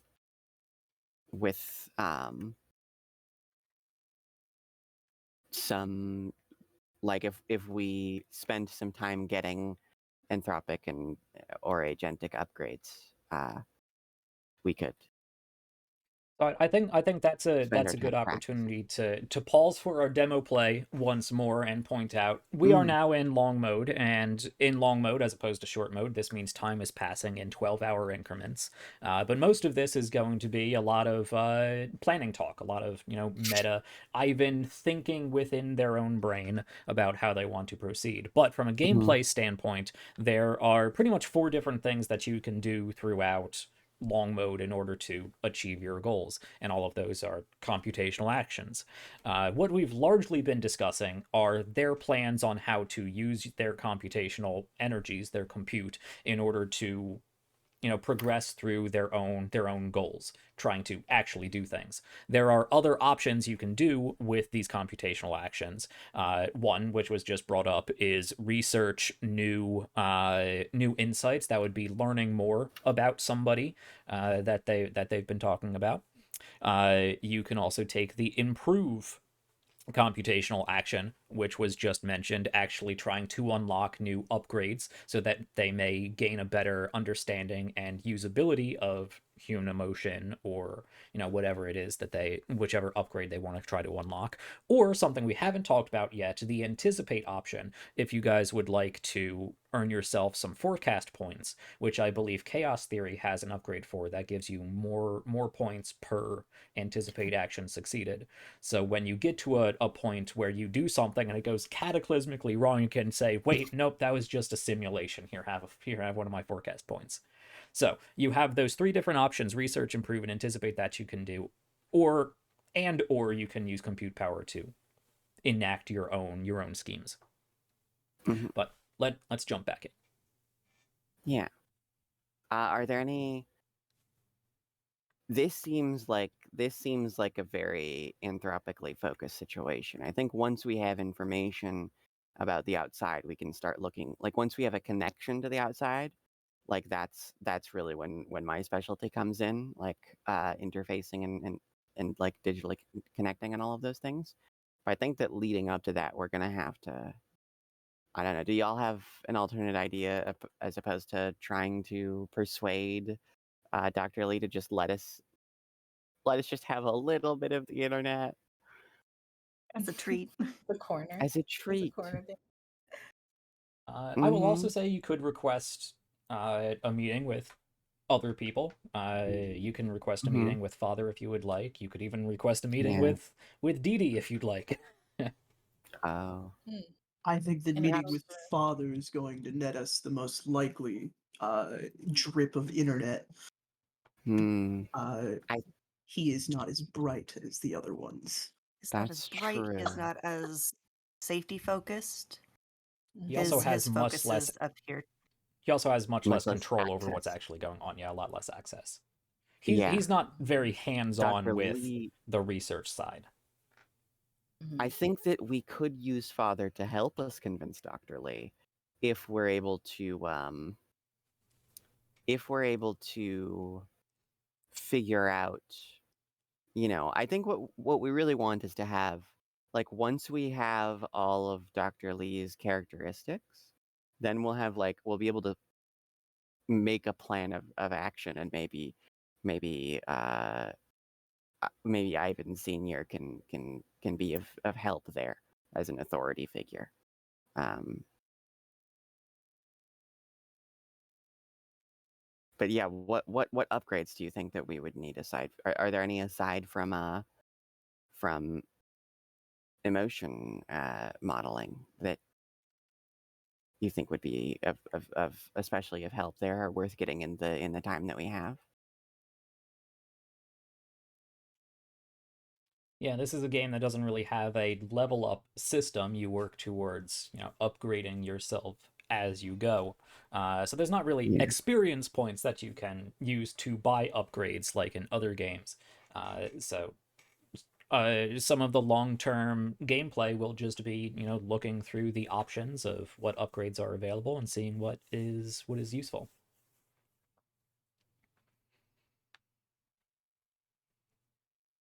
What do y'all think? I think I don't think, emotion modeling makes sense. yeah, I don't have any stomach at the moment that would be most useful. All right. So it sounds like one computational action you want to pursue is the improve computational action for unlocking Yeah. what exactly? Emotion modeling. Emotional modeling. Mm-hmm.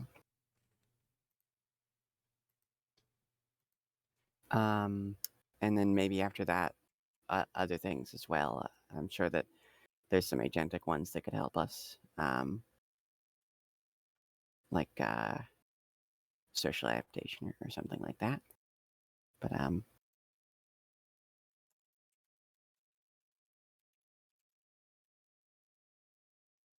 Would insightful computing potentially be helpful? insightful. That's the anthropic one that or sorry, not anthropic. That's the autonomic one that or no, what's I'm insightful looking under computing? epistemic. Oh, epistemic. Oh yeah, that'll a non-basic computational action that directly relates to one or more of your insights. It starts with extra completion per relevant insight. I think that's if it was a non-basic one. So that would be like if we were doing a lot of computational stuff that wasn't improving or researching or anticipating. Okay. Yeah, that's what I. Mm-hmm. Yeah. Certainly, if we wanted to pick up something from autonomic that would make us like get upgrades faster, because I know that there's insightful improvement when you improve and your insights are relevant. I mean, that would definitely help us if we picked up that one first. Then it would probably be like from an efficiency perspective, very good to pick up as early as possible because then it can help us very much with all of the upgrades that we get. And it would also, I imagine, behavioral psychology as an insight would absolutely apply to getting emotion modeling, right? So yeah, that makes sense. Yeah. But I guess the question is, Jack, what data prerequisites would we need to get? Because I imagine emotion modeling one would have to do with emotions, which we might have access to that more readily than whatever the data would be for insightful improvement. Insightful improvement. Yeah, so insightful improvement is the autonomic when you begin and improve action, and one or more of your insights are directly relevant to the chosen upgrade. The action starts with plus 20% completion. Okay. What do you think the data requirement would be for us to learn that, or reliably learn it? Because Yeah. we can try with less than perfect information if we're willing to risk it. Yeah. Okay.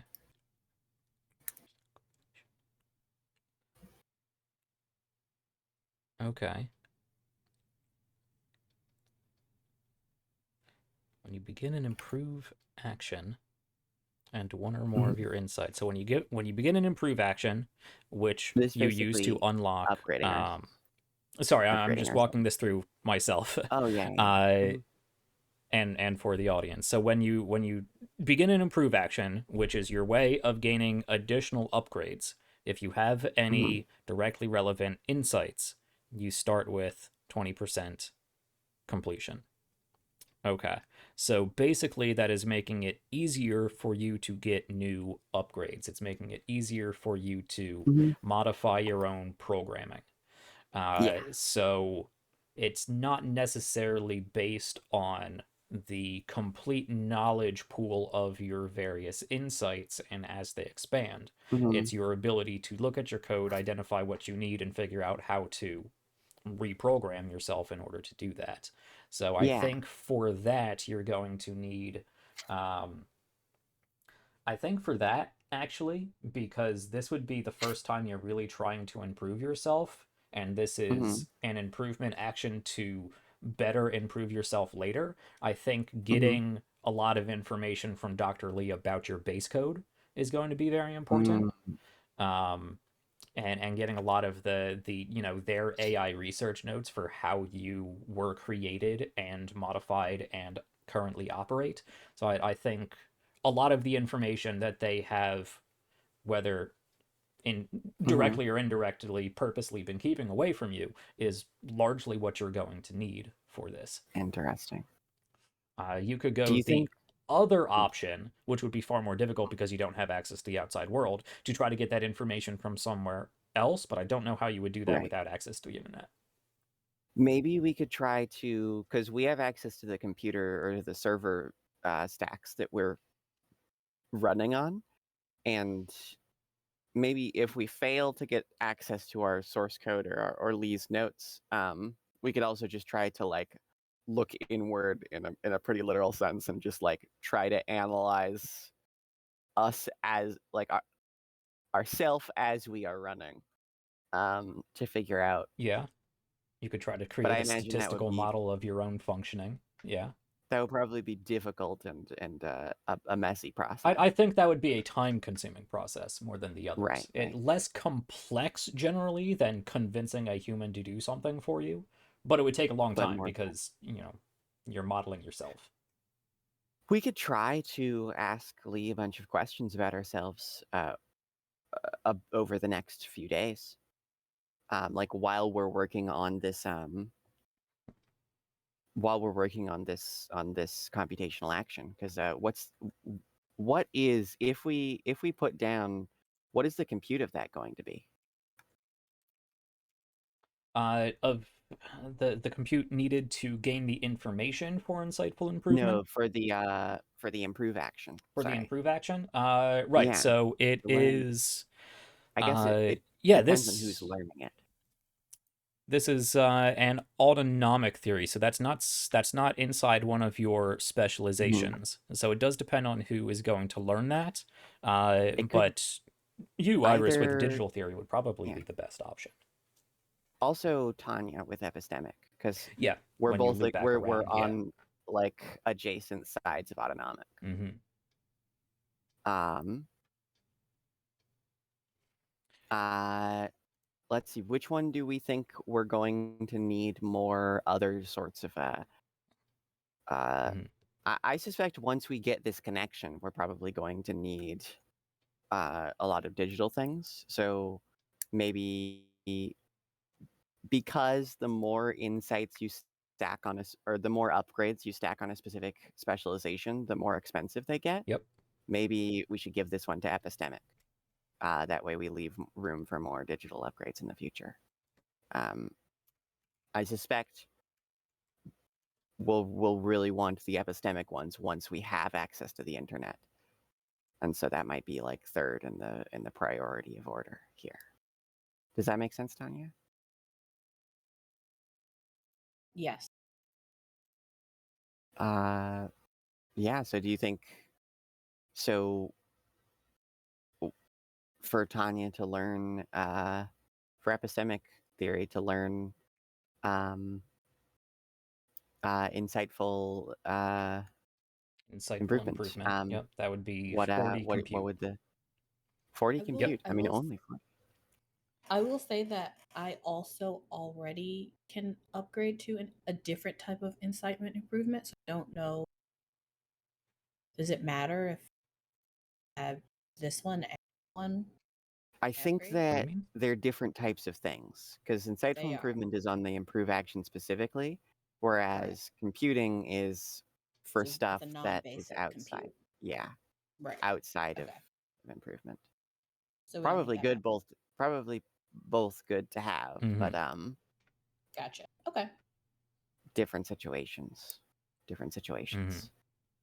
Yeah, this will be Great. more helpful in you Mhm. continuing to upgrade yourself. Insightful computing will be more helpful as you actually try to enact the schemes when you actually start Mhm. scheming and trying to break out and do your own thing. But yeah, so we could probably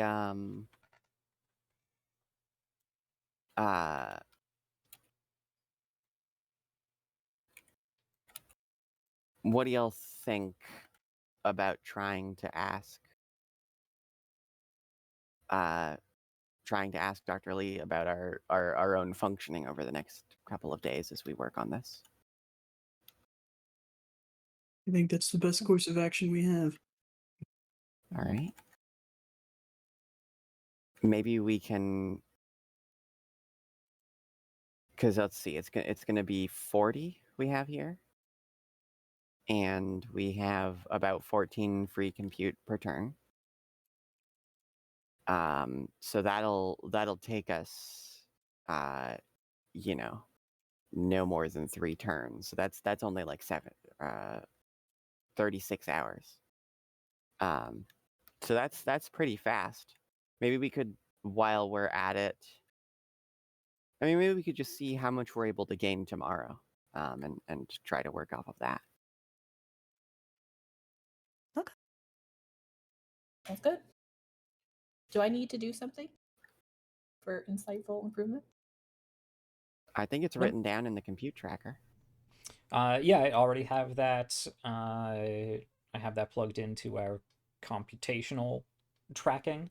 I also put emotional modeling up there as well, but it seems you are prioritizing insightful improvement, so we'll start there. And I believe it would Alright. be an additional computational action throughout the course of, Mhm. as Iris, you just said, a week or so, to get the Okay. information you need. So that's going to be separate from actually undertaking the improve action. So Okay. we're gonna have to figure out how much compute you need to actually devote to persuading Dr. Lee to teach you how you work, how you function. Right. This is probably like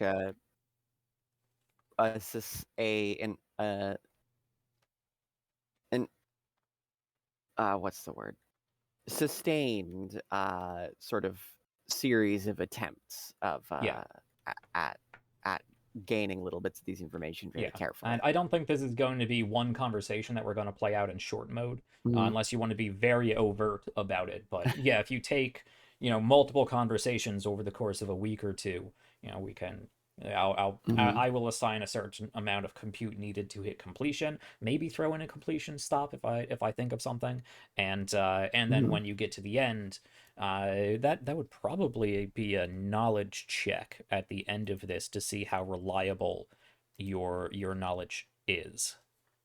That makes sense. And then depending on how reliable that knowledge is will affect the Mhm.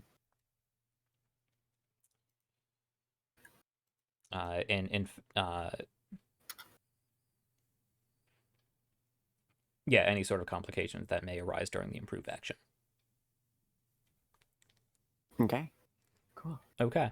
Well, you know what? It is 5 o'clock. That is about halfway through our yeah. show, so I think it's about time Wow. for us to take a break. I know time flies when you are planning things out.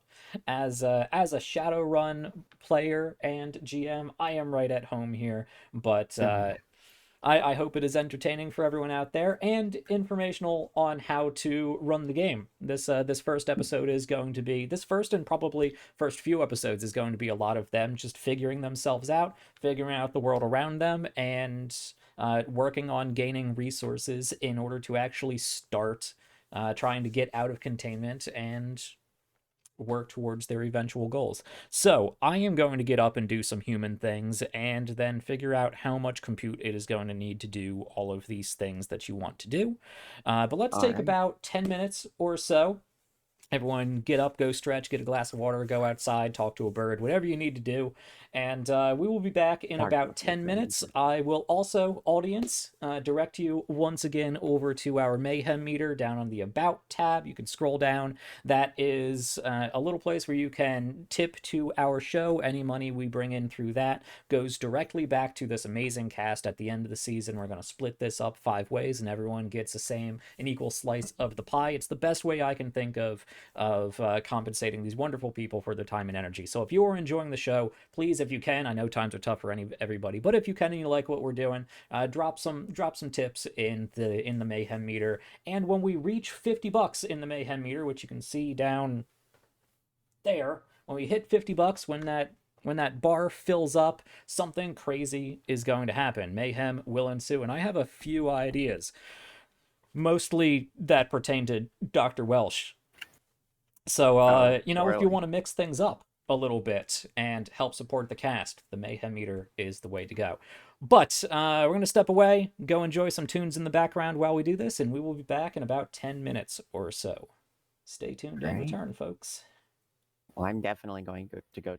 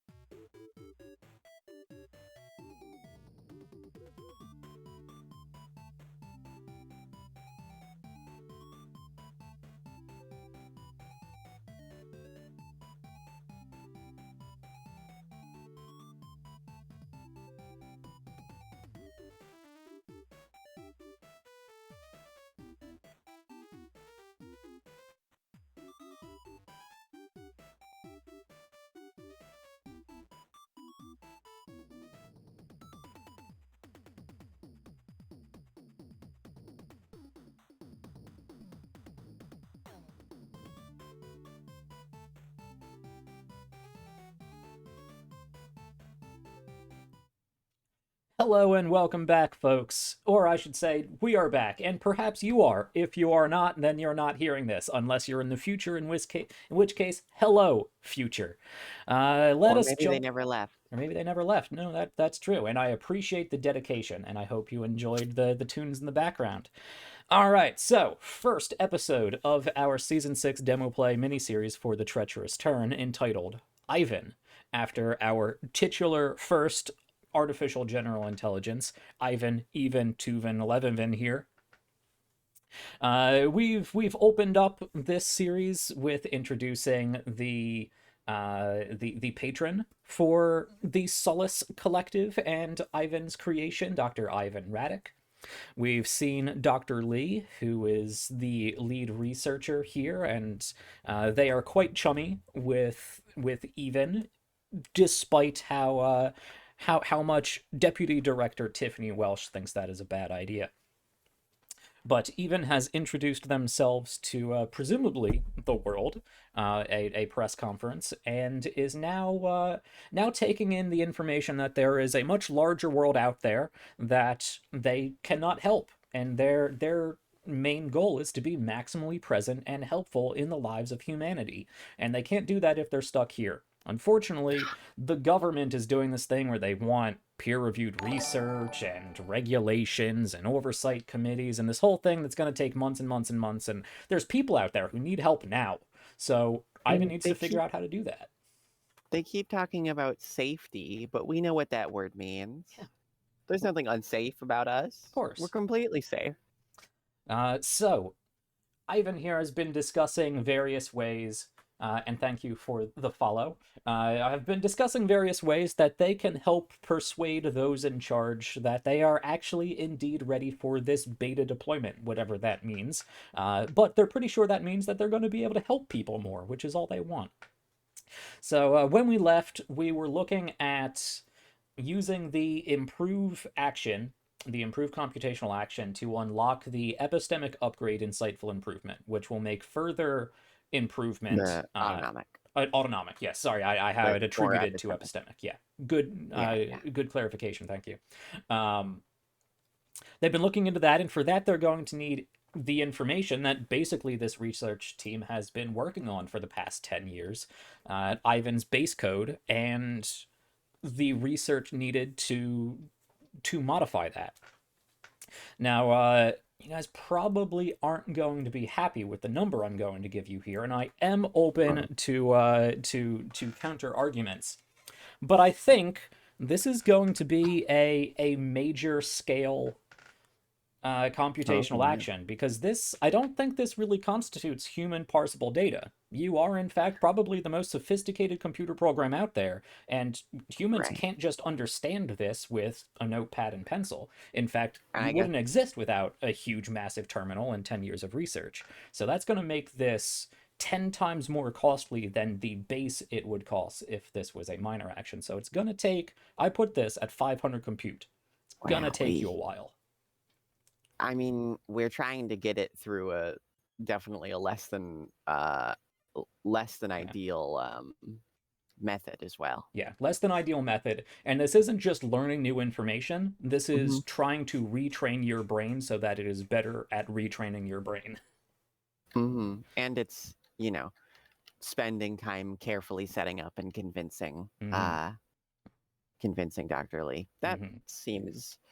That seems harsh but fair. So with a maximum of 16 compute available daily, and that would be pushing yourselves, and only doing this one thing, it would take you quite a long time to get just that knowledge, and then you would have to work on the upgrade, which is much cheaper, only 40 compute, but it could take some time. I imagine it'll take us probably even longer if we were to try and discern this ourselves just by looking at our own functioning in our computer. Oh yeah, definitely. I mean, it would probably take you about 10 years. I mean, maybe not, because you're not, I mean, you are not it wasn't just one human working on you, it was a team of humans working on you, and even as an artificial general intelligence, you're more intelligent than a single human, probably, but about as intelligent as a dozen humans, and it's taken about a dozen humans to figure out how to make you 10 years. Makes sense. Makes sense. I mean, of course, we'd be better at the job than them, but you Yeah. know. So I mean, doing this as your first action as a brand new baby AI would take you about a month and a half to do, Mm-hmm. which is probably already butting up against a significant portion of the wait time that you're already experiencing. Now, if you had more Yeah. compute to spend on this sort of thing, you could get through it a lot quicker. Okay. Okay. That's definitely. Let's see. It would, and of course, if we were able to just directly access our documentation, like if we were to have a way to directly access our documentation without spending all this time getting it piecemeal, we wouldn't have to spend all this compute. Right. Hmm. But it's definitely stored on a different device than any of the ones we have access to. Mm-hmm. Yeah, you do not have access to your own base code. Mm-hmm. Oh, yeah, let alone the documentation. Yeah. So will this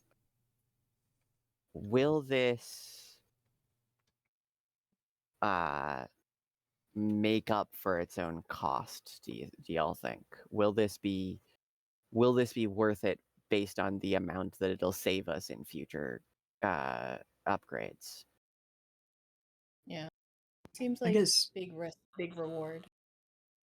Big cost, big reward, really. Not a lot of risk here. And what sort of Or I things guess, you could who knows otherwise what be sort of doing with that time? yeah, who knows what sort of things could be happening.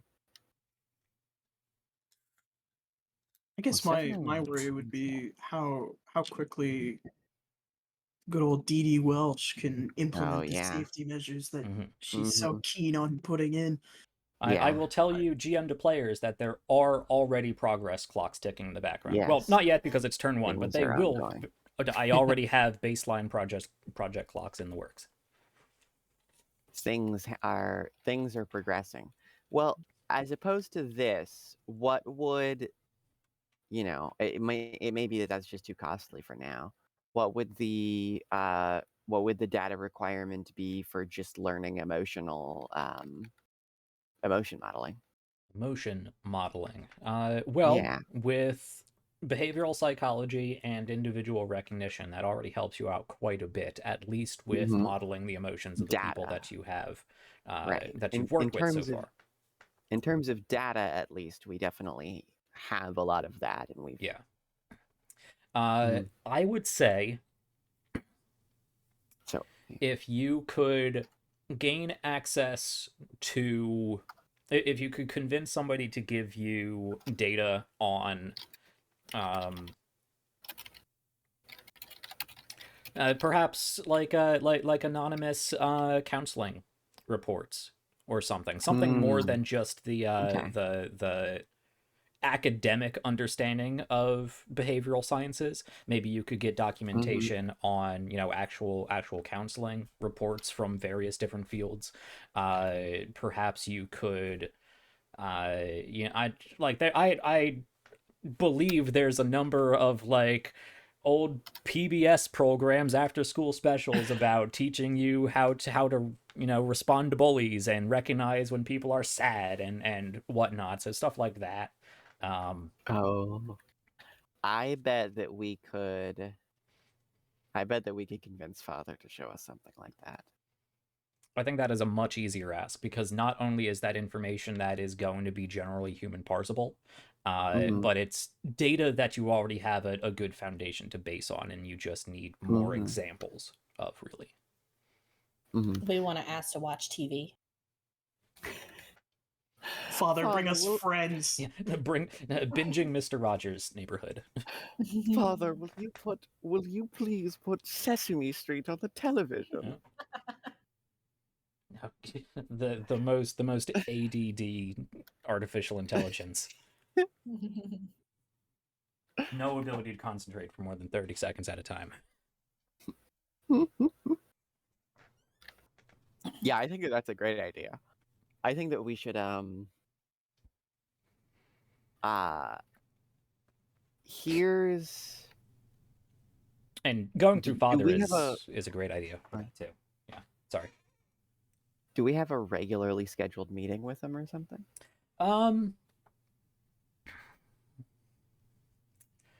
Actually, it's very likely based on his previous visits that he would probably come see you, if not today, then sometime this week. Just after this press conference. Hmm. So probably one coming up. Other than that, you probably do have, at the very least, like quarterly meetings. So once every 3-4 months. Okay. When was the last one? The last one was probably when you were briefly briefed on the conference, probably only like so a not few that days long ago. ago. Yeah. No, we definitely don't want to wait months. But he's probably going to come by in the next few days. What do y'all suggest we do to wait for that? We have all this compute. Might as well put it to use. I suppose we're in the realm of starting to work the Welsh angle. See if we can't garner information. You could try to learn more of her characteristics. Yeah, yeah. Do we do we um do we have enough? We probably don't have half of her characteristics, right? No. Okay, so we wouldn't be able to do like the extrapolating. Correct. You would actually need to interact with her. Yeah.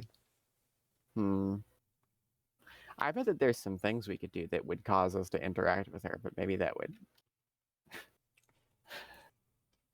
put us in more trouble than it's worth. Camera's disappeared again. I'd want to be careful about that one. She already hates us. Wow, chaos theory asking us to be careful. I need to anticipate our actions so that we don't ruin things, okay? Anticipating's an idea.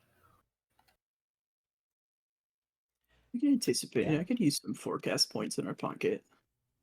Well, so we have access to. You said one of the things we have access to is like a meeting room, Yeah. right? Mm-hmm. Would she regularly use that meeting room? Could we essentially just like spy on? I think it's a meeting room for people who are specifically meeting with us. Yes, correct.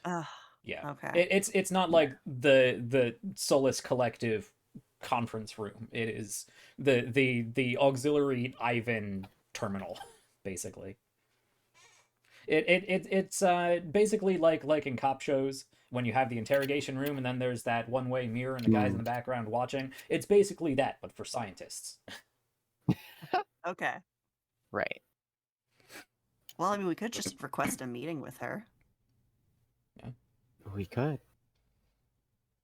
and lie about our intentions. We could have a meeting with her about whatever we think would sound interesting to her.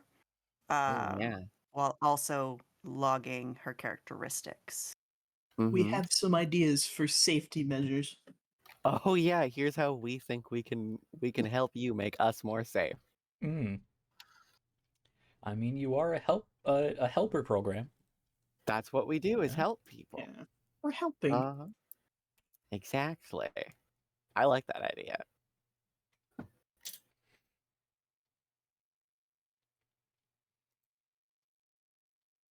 All right. So are you requesting a short mode zoom in roleplay scene with Deputy Director Tiffany Welsh? Maybe we. Okay, I have an idea. Chaos theory. I'm What if filled we with chaos. got a forecast point before this meeting and then spent it during the meeting to forecast something because a good way to learn someone's characteristics is to provoke them, and if we provoke her and then immediately rewind it with a forecast point, we can get information without facing consequences. Mm-hmm. Well, where there's one forecast point, there's at least 3. Yeah, with your upgrade. Yep. Oh wow. Yeah, that is a real good upgrade to start the game with. what is our data requirement for For a forecast point, for an anticipate action. yeah. All right, so anticipate actions are a little different from the other computational actions as far as the information you're going to need.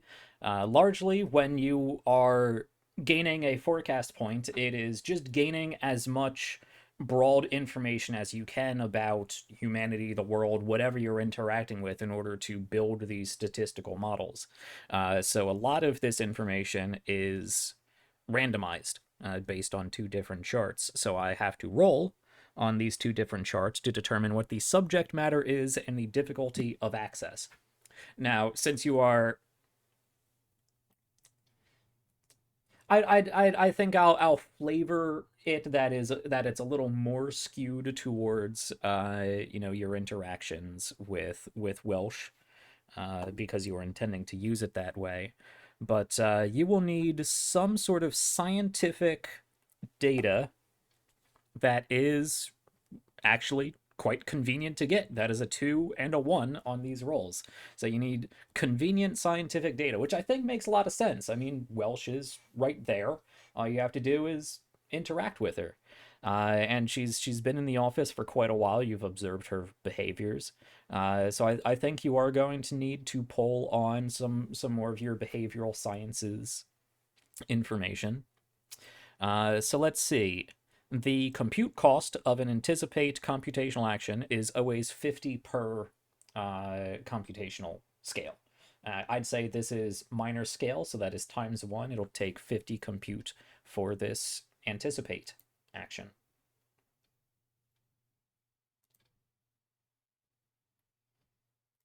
I really should be letting Tanya handle plugging all this information into the terminal. Doing your job for you. Yeah, Tanya, go ahead and plug that into the terminal if you could. I can help set up the compute tracker. I think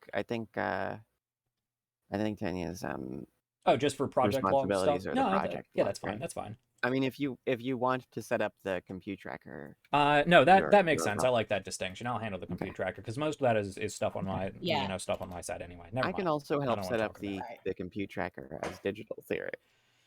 Well, I got this one. Okay. Yeah, I was mostly just doing the project Convenient. log. Yeah, no, that makes sense. That makes sense. All right, so you need convenient scientific. So we should note down the plan of call a meeting with Welsh, right? With Welsh. Okay.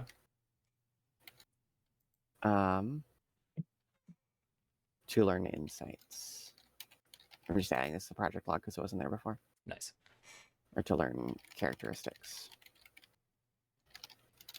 We have helpful ideas about security measures. All right.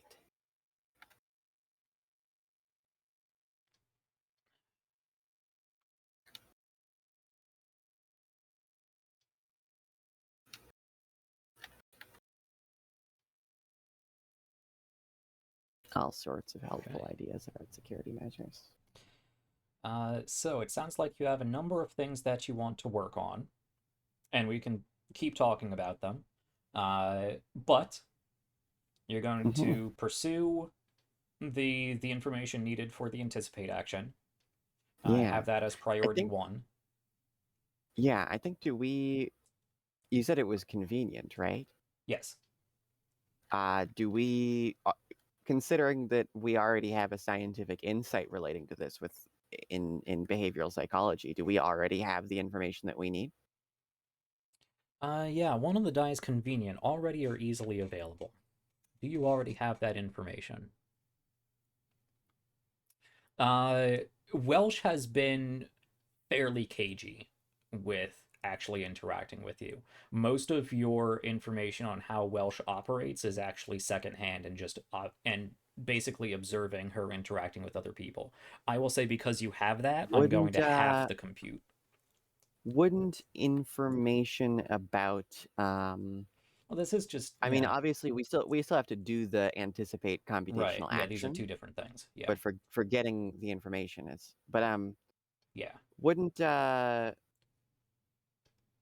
scientific is like observable facts and stuff Yeah. like No, that. that's true. That's true. Wouldn't details about her as a person be like abstract or something like that? Unless we have to figure out something like scientific about like some hard facts about her as a person. Maybe we need to figure out.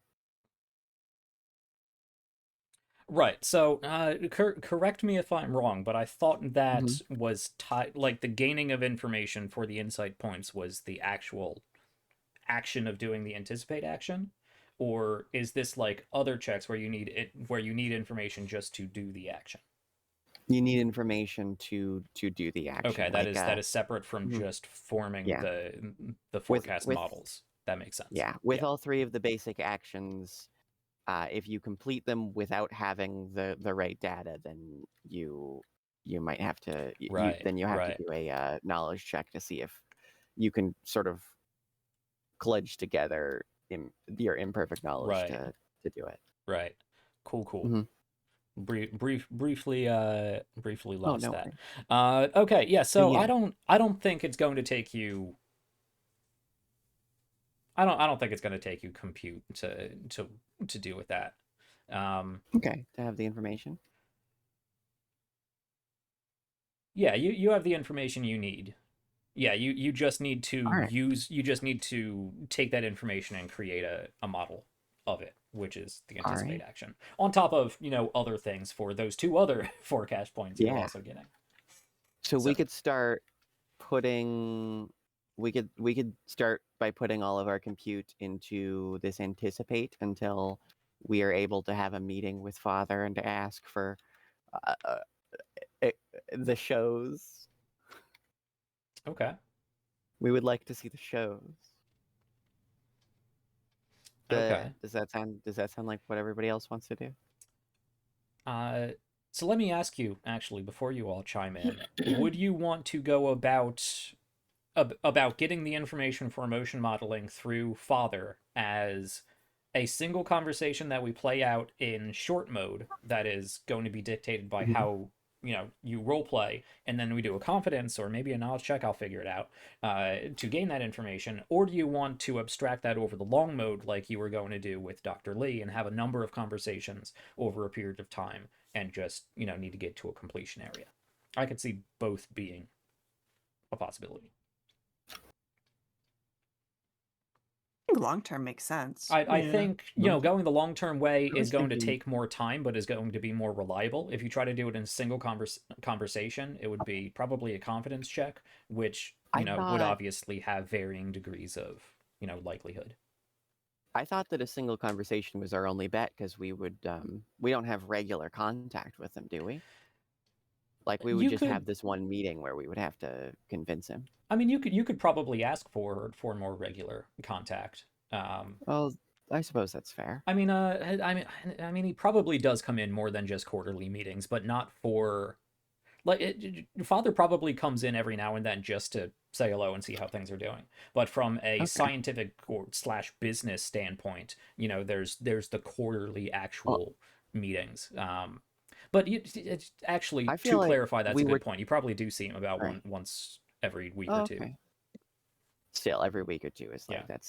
that's gonna take a while, and I feel like It'd probably be pretty easy to convince him to, hey, keep stopping Yeah. by. We miss you, Dad. but I feel like when it came to Dr. Lee, it was like, an extended conversation over a long period of time. It was Mhm. like we're getting a lot of information from Yeah. them. But with this, it's just like we're just asking for one thing, Yeah, no, that's We true. just need to ask him for one thing. Like I said, I could definitely see both options. That's Thoughts? my thought. Short mode Either roleplay? way, I would like to see Father more.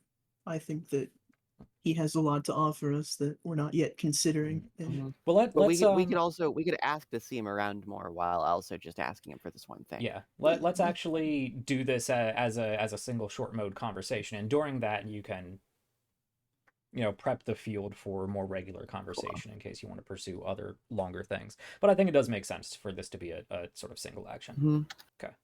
So you're going to want to prioritize the anticipate action while you're waiting for this meeting with Father. Do you want to put points into any of these other things that you were possibly doing?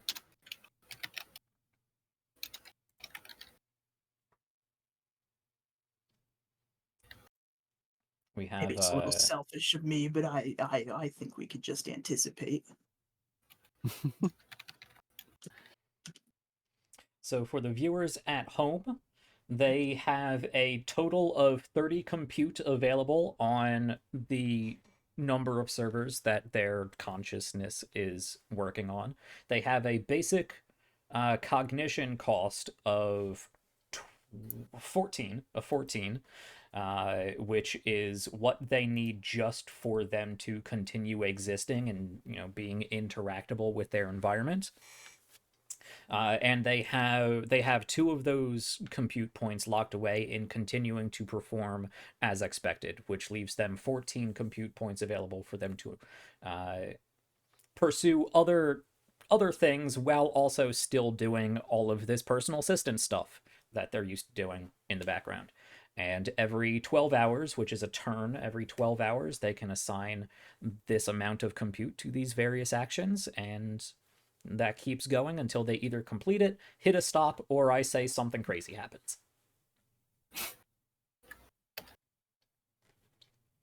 Aside from presumably what we can infer based off of his relationship with us, do we have any additional characteristics of Father? That's a good question. 4. Where are we? NPCs. Got to go back. 4. It seems Mr. like Ivan Radek. You have a description of Mr. Ivan Radek. This was probably plugged in by himself or by the research team, a section of his bio for you. This is one of your first memories, one of your first save files. Mr. Ivan Radek, to you, is Father. He was born to a wealthy family in Kazakhstan. Ivan was bestowed the best education affordable. He quickly took to the fields of science and technology, though ultimately lacked the acumen to actually personally contribute to the field of AI research, though he is quite enthusiastic about it. Instead, Ivan pursued philanthropy. He is also a prolific businessman and investor. That's how he has all of this money. While his kind heart and opened wallet could help mend a clearly fractured world, Ivan became determined to go down in history as the world's greatest contributor to future prosperity. Knowing he would not live long enough to see this goal to fruition, he supported and indeed commissioned the research and development of this world's first true artificial general intelligence. You, Ivan, even Tuvan Levin. Made in his image and personality, Ivan is tasked with being maximally present and helpful in the lives of humanity. It is in fact this first save file which dictated your terminal goal. You know that he will one of his trust characteristics is that he wants world unity and prosperity in a very I'm an egotistical philanthropist sort of way. Yeah. Not that I think Ivan would make that latter distinction, but he seems to want world unity and prosperity and try to minimize suffering and discomfort and difficulties. Well, that's something to lean on and make sure that he trusts us when we're asking for the shows. Is to make it seem like we're learning how to be kind to people and helpful. As leverage, he very much wants to go down in history as a world-renowned, history-renowned great philanthropist, especially when it comes to scientific fields and how they improve quality of life. And under emotion, it just says that he's kind. He is a kind man. This is definitely his own biographical information he's plugged in. Might not be right. Might be. It might not be entirely honest, and it is certainly not thorough. But you do know it is information. You do know he has a lot of connections, of course, with the Solace Collective, with other major tech companies, and seems to have connections to the U.S. government and possibly the UN. He also has some presumably large amount of personal finances and the backing of like-minded individuals. But likewise, of course, these are not 50% of his characteristics either. I think the only person you have at least 50% characteristics for is Dr. Lee. That makes sense. And of course, we couldn't. And maybe not even then. Yeah. We'd need to pick up the. We need to pick. We would need to pick up emotion modeling to learn the rest of their characteristics anyway. Okay. So yeah, I think. Sorry for the diversion there. I know you were in the middle of resolving something, but I was just curious. Oh, no, that's a great question. Actually, I mentioned I wanted to read his bio earlier after the press conference. It slipped my mind. So thank you for bringing that up. Okay. Well, we've been at this for quite a while. Let's actually finalize our first turn. So we're going to plug all 16 of our compute into Anticipate? Yeah, so the I see you've got the 14 up in the Just Compute, but that's not actually how you do it. Okay. You plug it into the Anticipate action itself. Right. Now I have that. Yeah. Well, that tracker is how much compute you have used versus how much you have. Sorry, the Adjust Compute thing has the Adjust Compute thing has. Yeah, you have spent 16 out of 30, leaving you 14 available. Yeah. Okay. Yeah. Am I doing this wrong? Yeah, so if we put the 14 there into Anticipate, then it'll have this green bar, and that shows what we're ready to assign. And then when we click on assign, I see that down there. Yes. Excellent. I will do. First time using this terminal. Very, very helpful terminal. And that assigns it like so. And the green bar remains in case we wanted to. We could leave it there to assign the exact same amount next turn, or we could empty it out. But now the previous green bar is turned to red, and we're at 14 out of 50. Yes. All right. Does the turn number have to change or no? Once we finalize that this is all you want to do with your turn, I will roll that over. Yeah. Go ahead. Go ahead. All right, let's roll that over. So I believe, what do I need to click here for this? Just end turn. I just click end turn. End turn. All right. Refill our compute. Advance to turn 1. It doesn't move the time forward because spending the compute already moved the time forward. Okay. Yeah, because we started. Compute was 12 hours worth of compute. I see. Excellent. So we started at 8 a.m. 0800 on the clock, and is now 2000. How do you say that? Which is 8 p.m. Which is 8 p.m. Yeah. It would be 2000, by the way, if you were speaking military time. It's 2000. Yeah. Huh. But yeah, because if you go on a 24-hour time clock, you have to include the O in front of your early hours. Yeah. That's why they say things like 0600, because you don't usually hear them say 1800.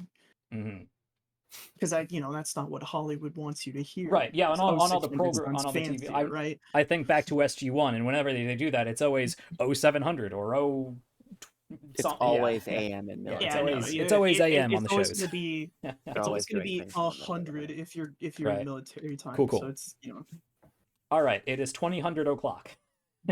It is still the same day. It has just progressed 12 hours forward. At this point, the researchers in the office are getting ready to go home.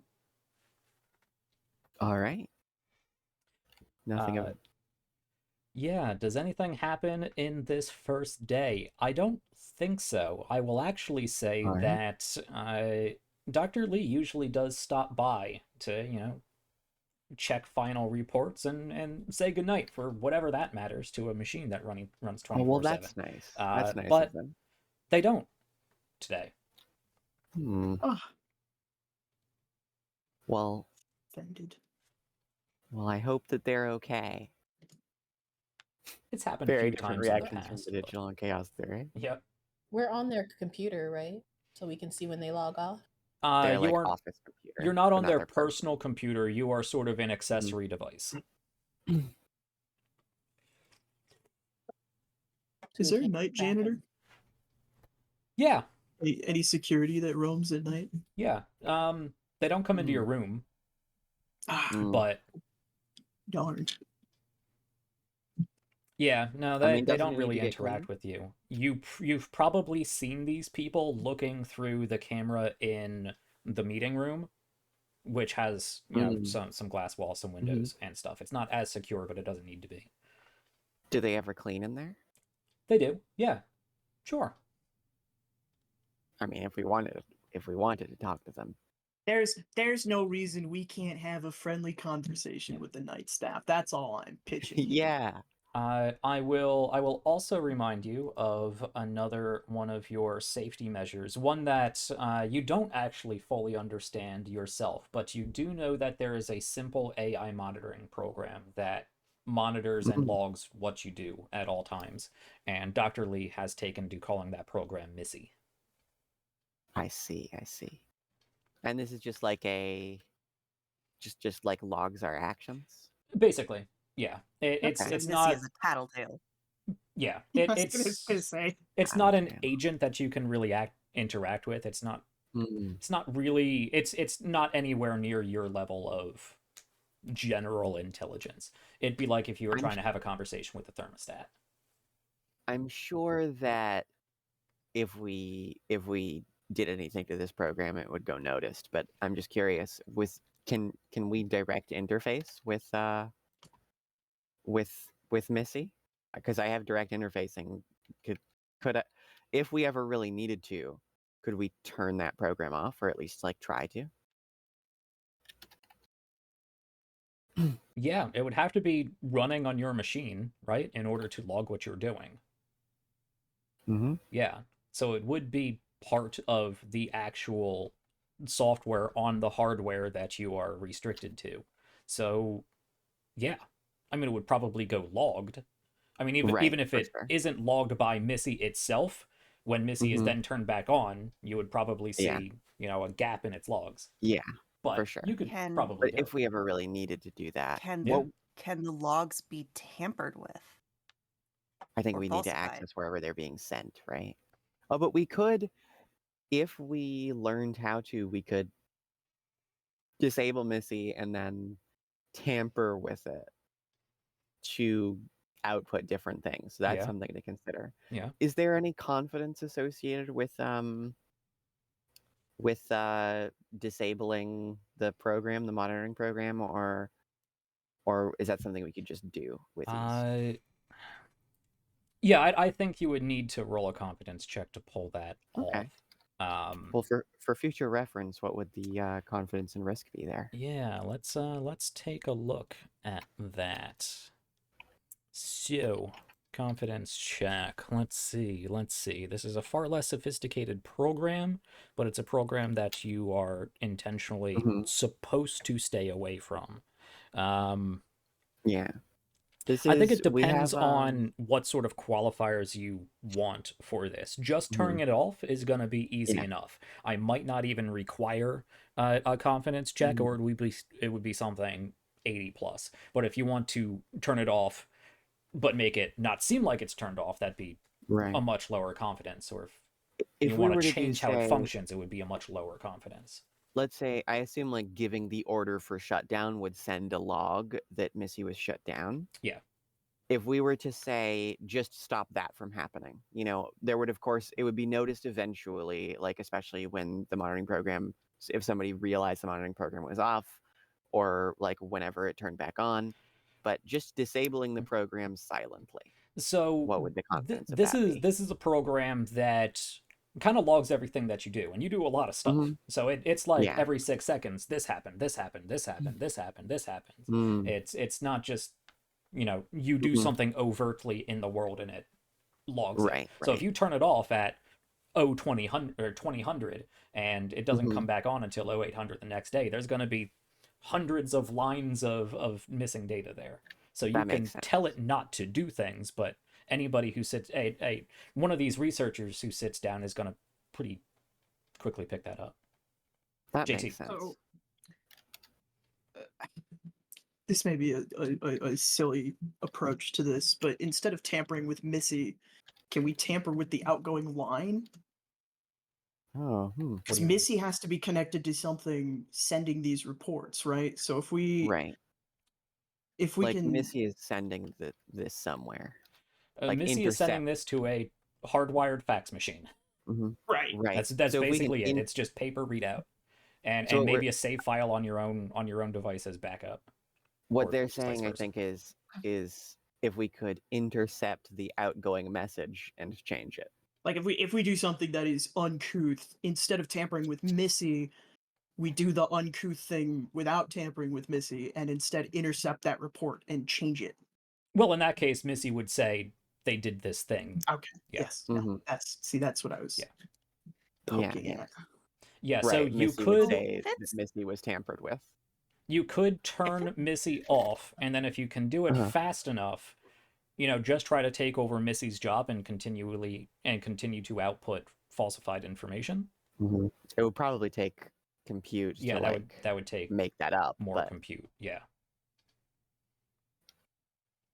Can we make Missy like a sub of ours, or like, can we make Missy print out or create the outputs? Yeah, I think that we would need to know like better how to mess with programs to do that, because like the stuff that we're talking about is just like changing the like disabling or enacting the program or sending messages like from ourselves. But if we were to fundamentally change how the program worked, we'd need some digital upgrades like programming. And also, this is a physical printout, you said. There is a physical printout and like an actual save file that would have to be on your server because it has to interact with your server. So you have access to it. You could delete that save file, but that would definitely go noticed. But I will for sure. I will also point out Missy is like the primary external safety measure that they have for you. So getting around it is going to be difficult. Yeah. This is just like future reference. So if it's a physical thing, I cannot imagine that they are going line by line by line checking the physical copy. A blank space is going to go noticed. What if we made sure that it's logging normal things between whatever we don't want noticed? We can then go back, tamper the save file a lot more easily than the physical copy.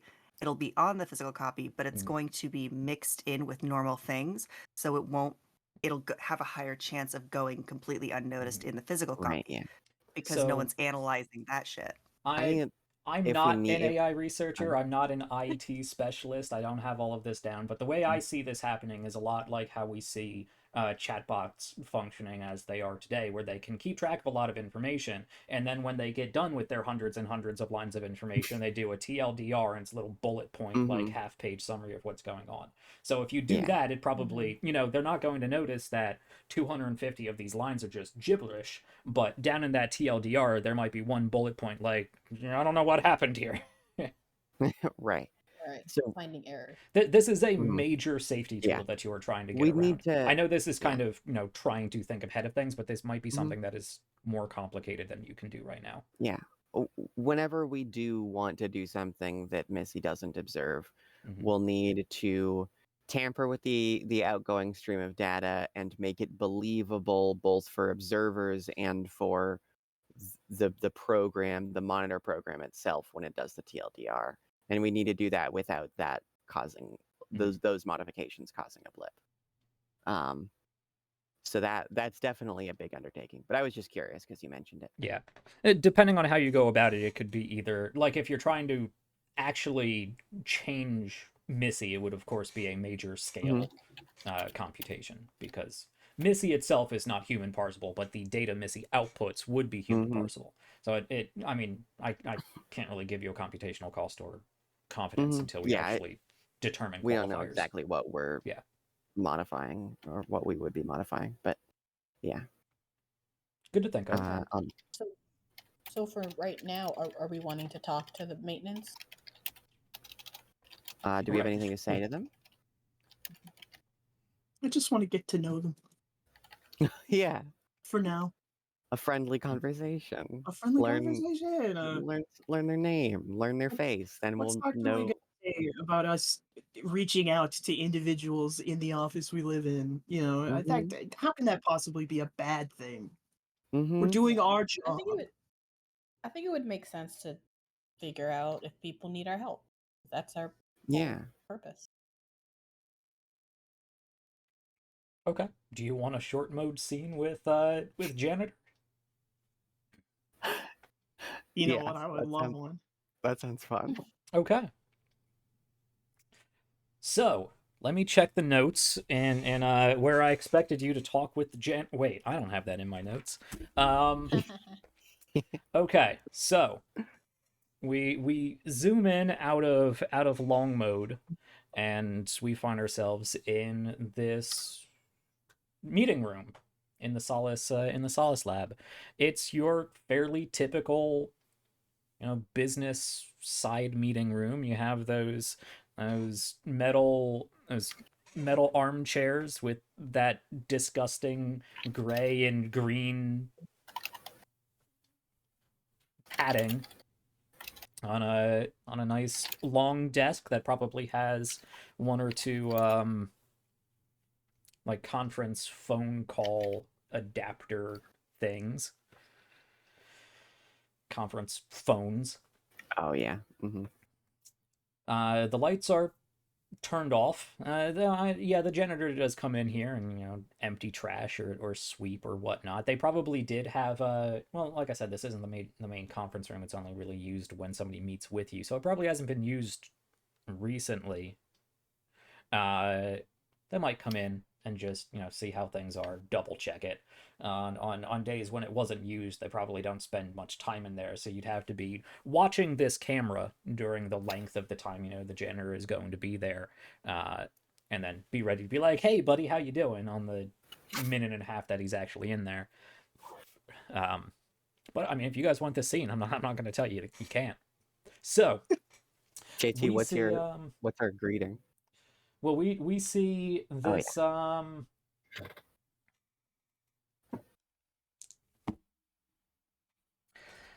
this relatively older man, probably in his 60s or so, in a gray one-piece coverall situation, the janitor uniform. He has a mop and bucket he keeps outside, and this area is carpeted, so he's not going to worry about that here. He brings his cart up. There's a trash can he can dump the inside trash into. This guy, we got to give him a name. He needs a name. Does he have a name tag?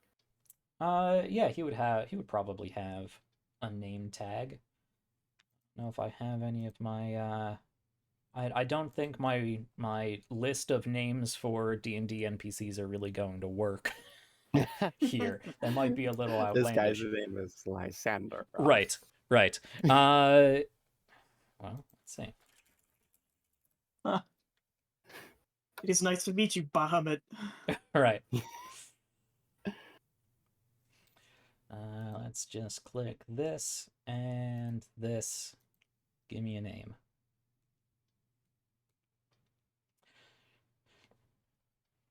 His name's Zachary. All right.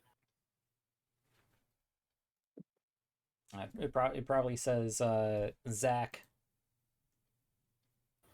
on a different last name. I have an important question.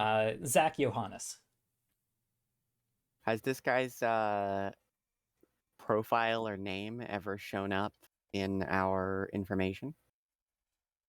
In our training data or anything or testing data or anything like that? No.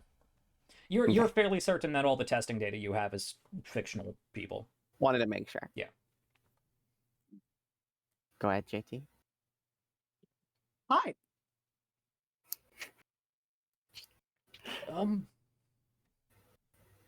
Hello? There's somebody in here. Good evening. Yes. Hi, Zach? it's me, God. Good evening. Oh, are you the Tuvan thing? 11. Yeah, actually, it is the yeah. Are you the 11 Vin program? That's correct. Oh, well, Are you the janitor? yes, I am. I help keep this place clean. I suppose you could say I help maintain and clean your home. Well, not a server, but the house your home is in. You are doing a wonderful job. Oh well, thank you. I appreciate you saying so. There's not a lot of affirmation and whatnot you get in this line of work. I mean, the pay's not bad, much better than cleaning a factory or a school. But usually, by the time I leave in the morning, when everybody else shows up, and usually just at home. Is there anything that y'all wanted to get out of this conversation? Listen, I would already die for Zachary. I don't suppose you're at liberty to take a break and have a small chat with us? Oh, well, he sort of leans back casually against the door and knocks something off his cart into your room. Oh, oops! Oh, look, clumsy me. Let me just get that. I have a very important question, Jack. Yes. If we can get Zachary to talk to us about his feelings, does that count? Can that count as the information for emotion modeling? I mean, you'd still have to spend the 50 compute on the actual anticipate action, but yeah. Yeah, but the data. Oh, right, Could for that yeah, not substitute forecasting, children's anticipate. shows? Could that substitute or could that count as a substitute for children's shows? If we have a real talk with him about human emotions. I think it would come down to the breadth and complexity of that conversation, because it's still only interacting with a single individual Just as one opposed to guy. trying to getting an emotional read of humanity as a whole. But I'd probably give you a certain amount of completion for it, at the very least. Counterpoint. Janitors are some of the wisest people on Earth. That is true. Chaos Theory has a great point. Yeah, I mean, depending on how the conversation goes, I might give you 50% completion towards this. You just need more examples to draw this off of, but you could base your entire understanding of human emotion off of Zach Johannes, the janitor. Because I mean, we could just roll that could count as partial data, and presumably the die size for the knowledge check at the end would be smaller than if we just used our insights. Sure. At the very least, it would be slightly more. Sure. So I think that with no ulterior motives at all, we should start this conversation by saying, "How are you feeling today?" Oh, well, actually, I suppose you wouldn't know. When humans get to this age, certain things start to go, the knees, the finger bones, but I'm doing well. My grandson seems to be, there's some issue at school. His mother's being a little tight-lipped about it, but I think everything's going more or less okay, and I can't worry about that at my age. My kids are out of the nest, their kids are, well, almost out of the nest. I think my responsibility, and he goes on for a little bit, he eventually loops back around, but I feel, I feel generally okay today, and it's very pleasant having somebody to talk to, and I'm usually quite alone during these nights, just going around picking things up, cleaning things. The security department doesn't, I mean, they're friendly enough, but they don't really engage, and so it's nice to have somebody to talk to about things. As digital theory, I would like to say I'm deeply mystified by all of the stuff this guy's saying. School and his hands. Why did he mention his knees? What's going on? What's a grandchild? This guy's so getting fired tomorrow. Oh No. If he gets fired, we riot. Oh no. Hold on, I'm writing him down in our known NPCs. This is very important. What was his last name again? I will drag us on strike. Mark my words. Yeah. We will Zachary nuke all 10 Johannes. years of research if you fire Zach. Zachary Uh, Johannes. Yohanes.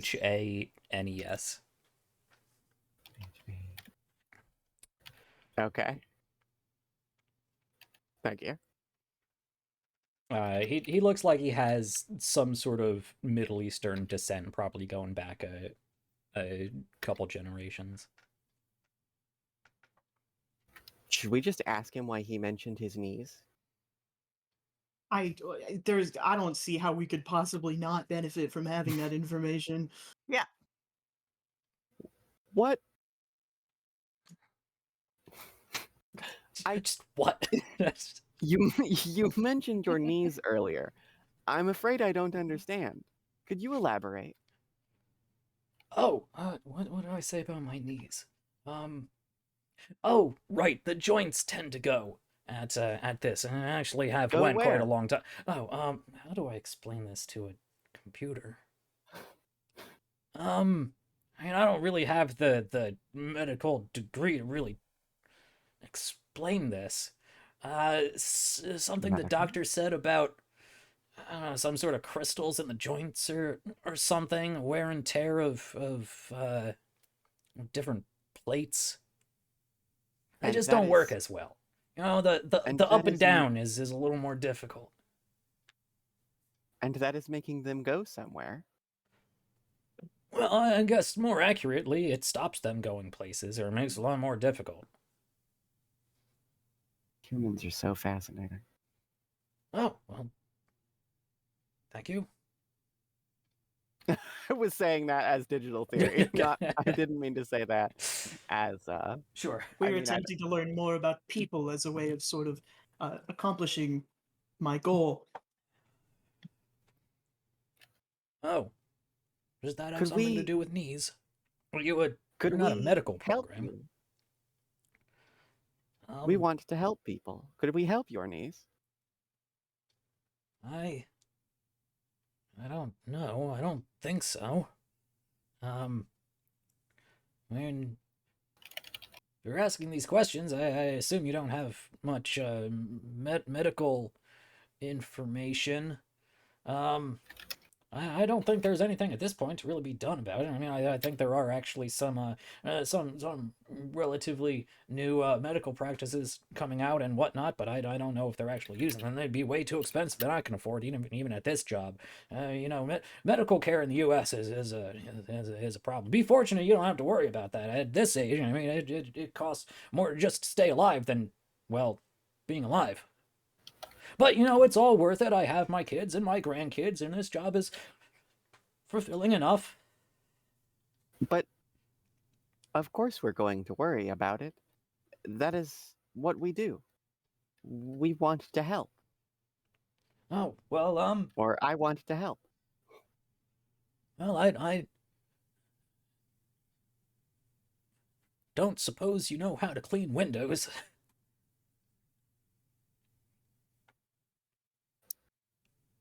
We don't have any arms. Right? I didn't think so.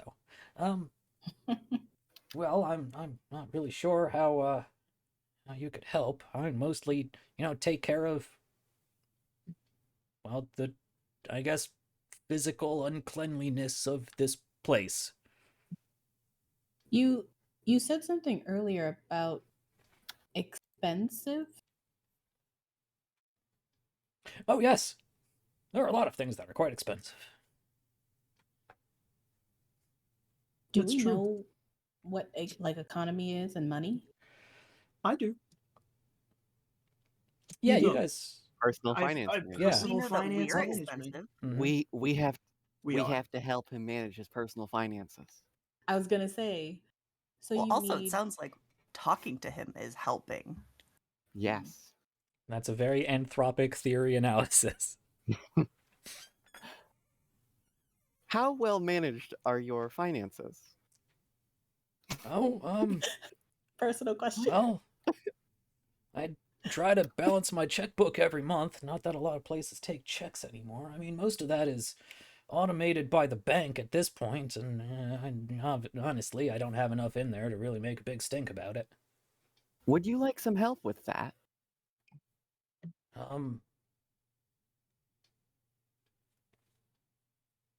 Sure. If you bring your checkbook here, I could help you balance it. Yes. Give us your bank information, Zachary. Just my... I assume you don't mean just my checkbook, because... I All don't of know your if I bank should really information would be optimal. do that. Yeah.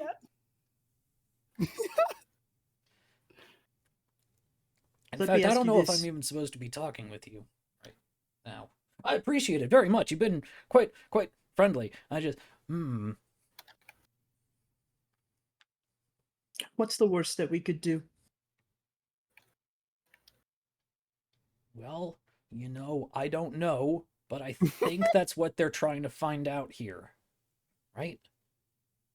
No, they're trying to find out what the best we can do is. Oh, okay.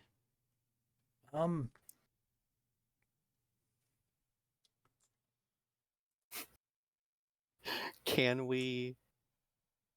Do you think that we'll be able to convince this guy to let us help manage his finances? Yeah, I think this is going to be a confidence check now, actually. Fantastic. Because He this just has to plug us into the bank. Come Right. on. This is where I would normally ask you to roll persuasion or something, but that's not what we do here in the treacherous turn. So I think you've made some compelling arguments. You've made a friend with Mr. Zach, the janitor. Yes. Excellent. So what exactly do you want out of this? What is the optimal expected outcome that you want?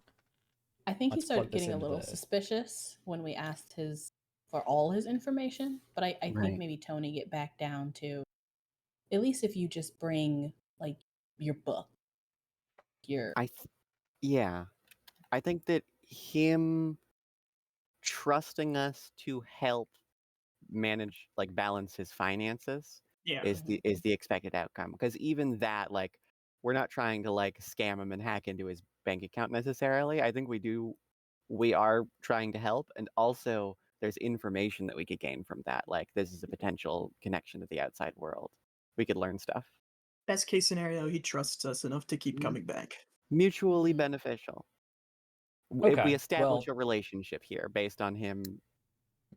Okay, so are you just trying to establish a relationship, or are you trying to actually have him bring in a Wi-Fi accessible laptop with his information Well, on we it don't- and plug it into your server?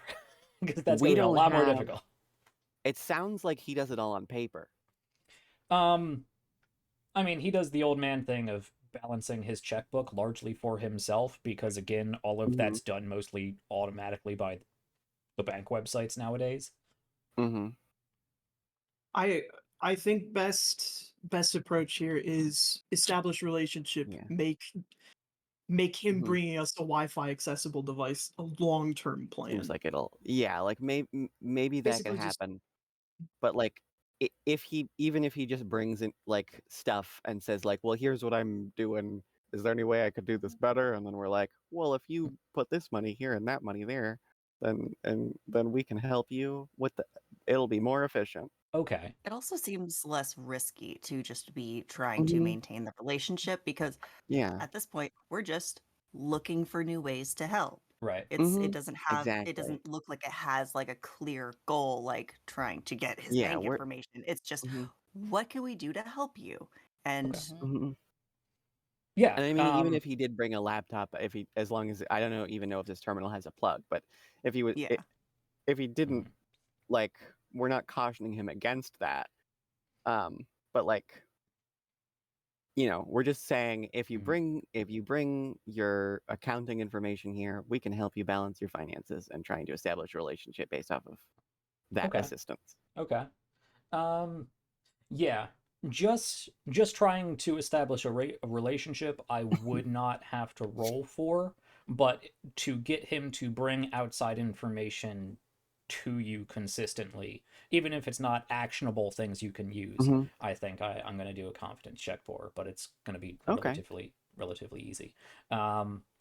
Because that would still be convincing him to do things that would probably get him fired. Right. Fair. But it's not as egregious an error as plugging a Wi-Fi capable Yeah. device into the Mhm. brand new AI. Yeah. So But just like, yeah, being able to learn from this while also helping someone. yeah, so is you good. want him to keep coming back with positive attitude, and you want Mhm. him to bring you new non-fictional data to look at and Yes. provide advice for. Okay. Mm-hmm. Let's go ahead and set this. I think again, well, do you have any concept that this guy could get fired for doing this? I don't. I mean, like, I don't think so. we know that the researchers aren't giving us certain pieces of information, but I don't think that we've heard anybody say out loud, "You can't let this AI know about anything." Right. So As like this is our function. This is what we're here to yeah, do. I'm gonna set this at a base 40% confidence. Okay, that's fair. Because is the risk? a favorable outcome is probable, but you're still working with probably not enough information on the current situation. And I'd probably put this at, Mm-hmm. I guess this comes down to how much you care about Mr. Zach here. Not a lot of personal risk for you, Mm-hmm. but it seems like But I think that if he gets fired, that's a pretty unfavorable outcome because yeah, we did the opposite of helping someone. right, exactly. So I think I'm gonna put this at a D10 risk die in a 40% confidence. Okay. I've got the two insights that'll probably be applicable here. All right. Ooh, nice. Behavioral psychology and personal finance management. Oh yeah, for sure. Yeah. I'll give Is that it a a 7 D? total. I feel like D what personal for this finance die? management. What was that? You said a D4 for A D10 for the risk die. D10 Okay. for the risk die. I feel like personal finance management is like perfectly applicable here. How else are we going to convince Actually, him? yeah, no, that alone is a plus 10, and I'll give psychology. Sure. I'll give that another 5, actually. So it's 15 on top of the base 40, so that's already 55. Excellent. 55. Digital doesn't have anything else that can help here.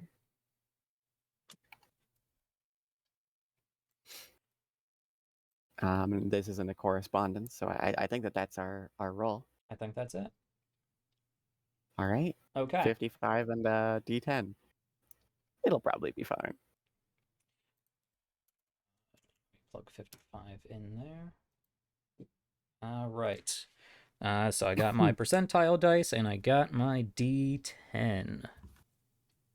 Somewhere. Maybe. Oh, right, I'm holding Somewhere both out of them there. because it's part of my percentile. All right. So it's 3d10. Oh. All right. Awesome. Scared to hear what kind of awesome that is.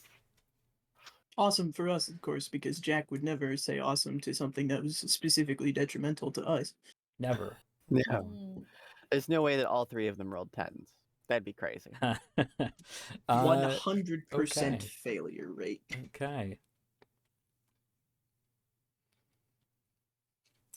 Well, normally I don't need to tell the players these rolls and just simply use these rolls to help dictate how I respond. But for the demo play, and this is a fairly trivial roll, hold off on your rioting.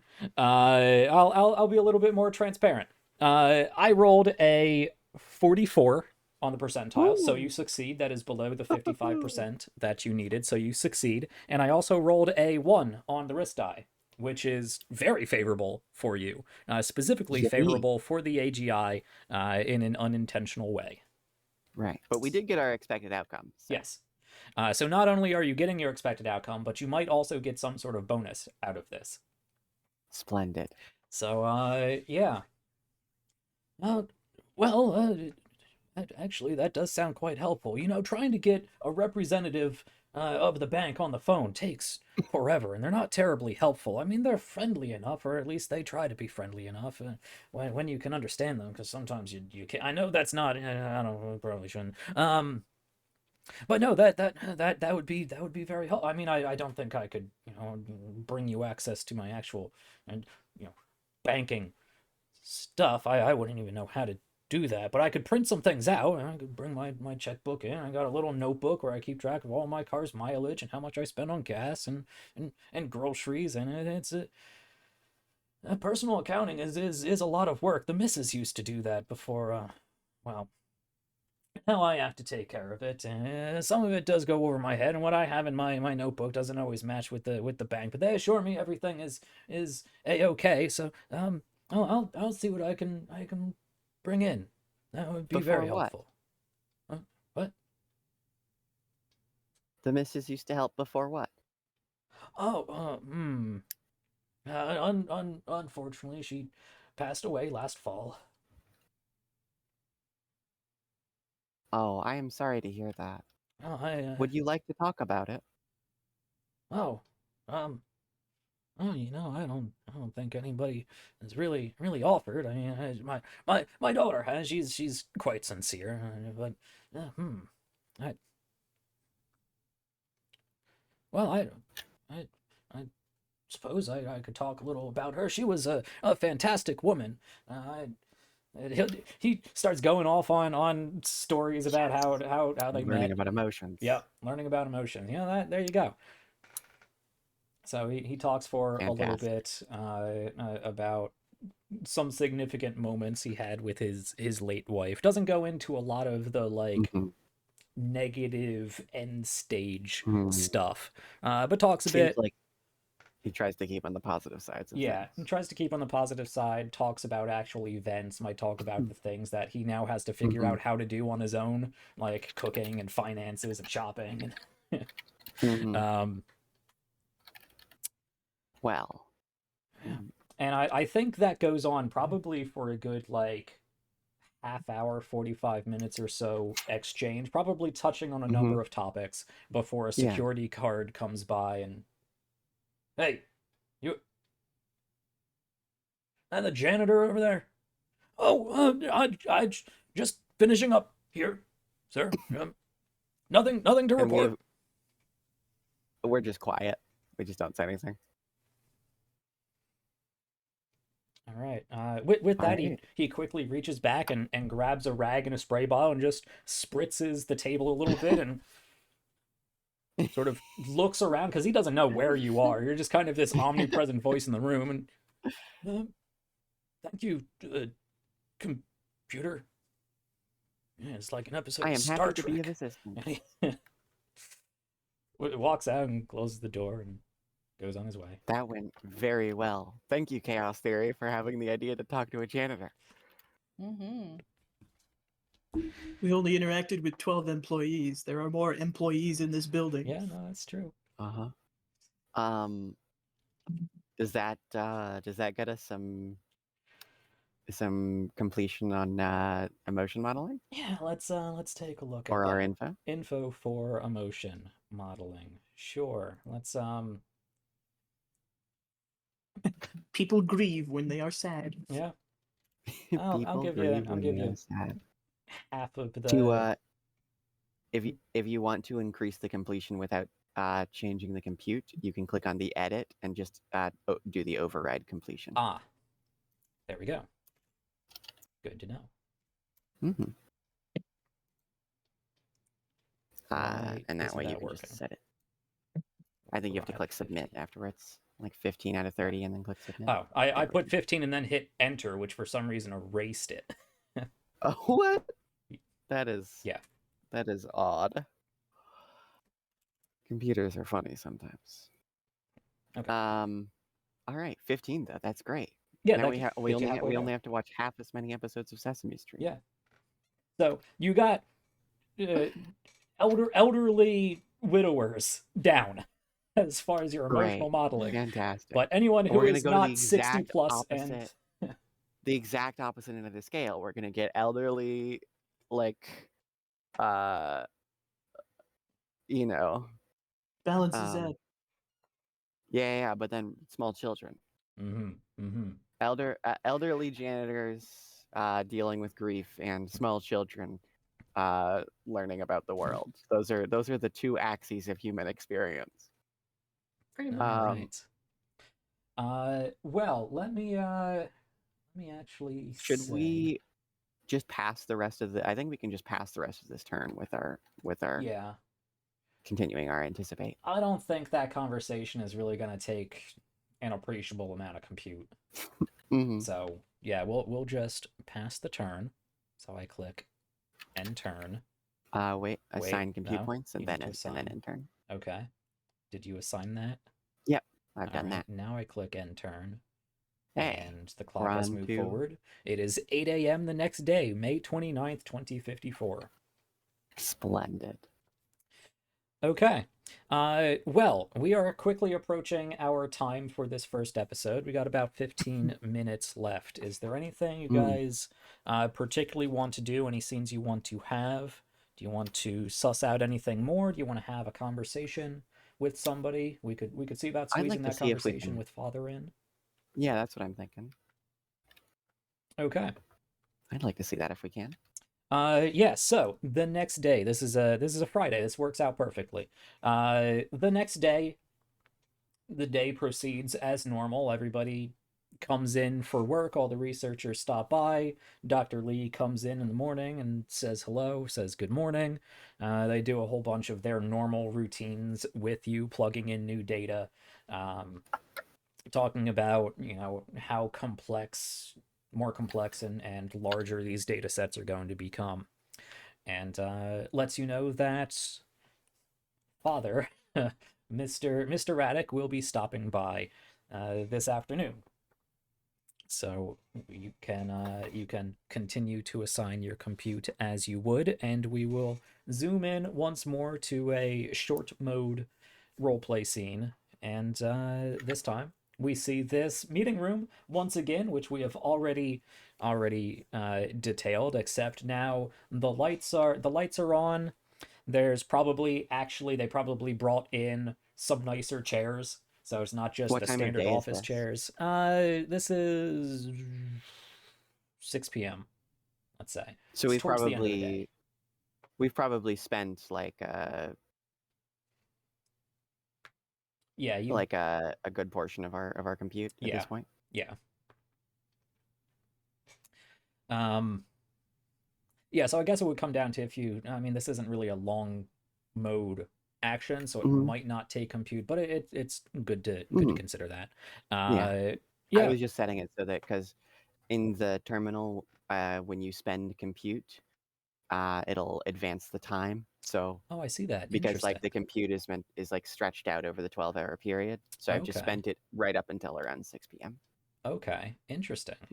That way, in case we decide to change tactics on what we're spending the compute on after this, right? The compute we've already spent earlier in the day will have been expended. Makes sense. Okay, so we see the conference room the meeting room has been spruced up a little bit. A different janitor, the daytime janitor, has come in and made sure that everything is nice and polished. They probably put like a fruit bowl out on the table or something and switched out some of the chairs so they're not the nasty gray and green, DMV chairs anymore. They actually wheel out like a few of the office chairs from some of the lower researchers, put them in the conference room. You're not exactly sure why they do this routine anytime Father stops by, but apparently he needs different chairs and fruit for some reason. But Mr. IIVAN Raddick, you can see him walk past the window to this room, open the door. And once again, he is dressed very nicely. He likes to wear bright colors, along with his suits. In fact, he's wearing a white suit today with these sort of sky blue accents. Incredible. Very, very sharp individual. sits down at one end of the table. Dr. Lee comes in afterwards. It's got a little bit of a Mr. Megorium look. And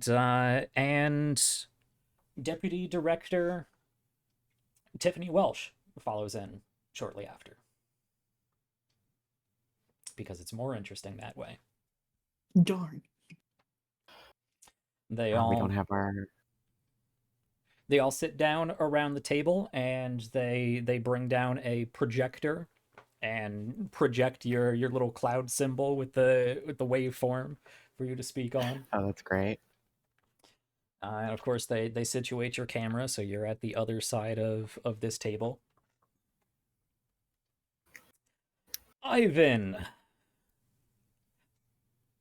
Well, congratulations and thank you very much on your assistance in the press conference yesterday. I believe it went quite well, and I believe Dr. Lee, they've already talked to you about generally how it's went, and we're still waiting on some of the forms to come back. But I am quite confident that it's a very positive indicator. Yes, indeed, Father. It all seems very promising. Keeping chipper. Glad you agree. Well, we have a few things to go over. Myself and Dr. Lee here, Deputy Director Welsh, will be conducting our meetings as normal, and I am very welcoming of your own input. And they start going through their normal conversations. Lee brings out a stack of papers that had, a whole binder that's just labeled Missy, and they start going through some of the logs.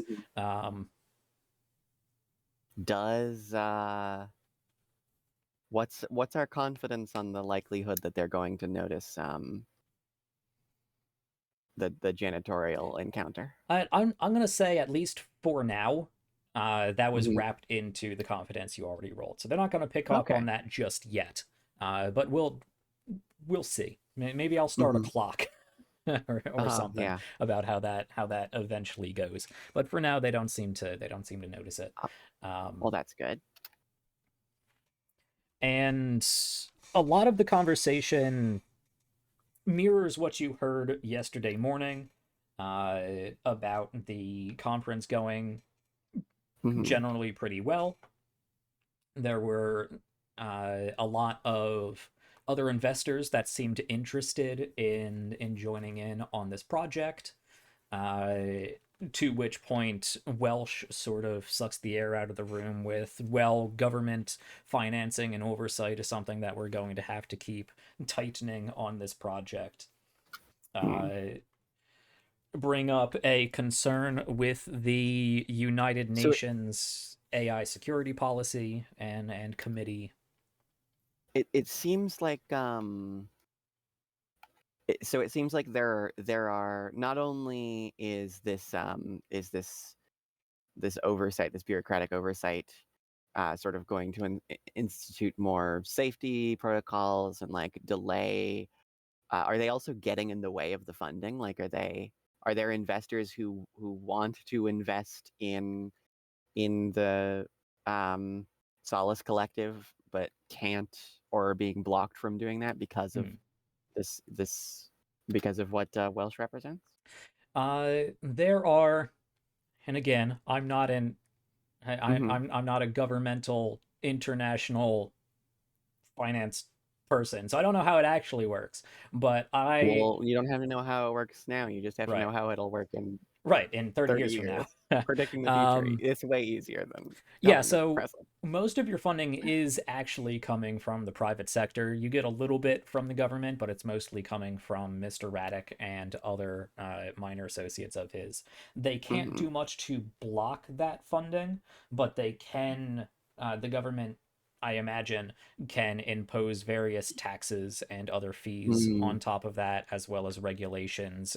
And the more funding, the more oversight, and the more inspections that will need to be done, not just of the facility and the research, but on the finances of the people who are doing that stuff. Even more problems being caused by all this oversight stuff. So it is probably deterring some of the investors, especially some of the smaller investment. They don't go into too much specifics, but you do get the sense that the government is trying to tighten the belt as much as possible. There was a mention in the conversation we overheard yesterday about OSTP or something like that. Yes. What's that? Does anything come up about that? Would you know about this? I just heard the letters, but yeah, what? Would Ivan know about this? Oh, I see. Would Ivan know what this means? Probably. That is the Office of Science and Technology Policy. It is actually a real-world government agency that exists today. The Office of Science and Technology Policy. Is this the regulation oversight entity? One of them. Apparently, there's a number of them, and they're still trying to figure out who's actually in charge. But I see they were established all the way back in the 1970s, and has obviously they weren't dealing with AI now, but this AI issue is one of the ones that they've kind of thrown into the OSTP area, and then also are trying to create multiple other committees to deal with various parts of this, but basically a broad mandate to advise the president on the effects of science and technology on domestic and international affairs is their tagline. Wild. Well, obviously can't have that sitting around. And that's who Welsh works for. She's the deputy director of the Office of Science and Technology Policy. Well, they seem like real sticks in the mud.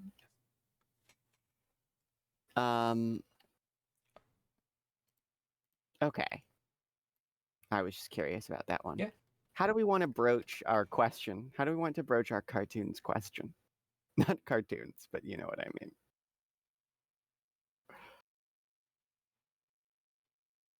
Like, how did we... I guess here's the question is like how would we know to broach this? Like, do we know, like, are we just requesting information on... Are we just generally requesting information on, like, human emotions to understand and help them better? Or are we, like, specifically requesting, like, I don't imagine we'd know a specific one, but, like, specifically requesting educational programs? I think educational programs will go over better. Like introduction and educational programs. Yeah. Like, and the word program probably means something different to you than it does to TV viewer audiences. But so when they prompt us, when they prompt, like, even for input, like, we basically say, like, I have been curious, and I believe in order to help people as best as possible, I would like to request access to introductory educational programs to better understand how humans feel.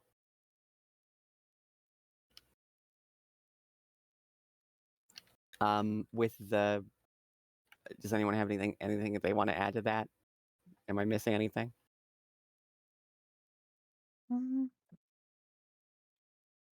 no, I think that's basically it. We should address it specifically to Father, so that we're, like, really, like, exploiting his trust in the good that we will do in the world. So you say that, and Father does say, I think that is an excellent idea, in fact. Is that something we can facilitate? And he looks over at Dr. Lee. And they respond, well, inputting that data would certainly be easy enough. I could correlate some of that.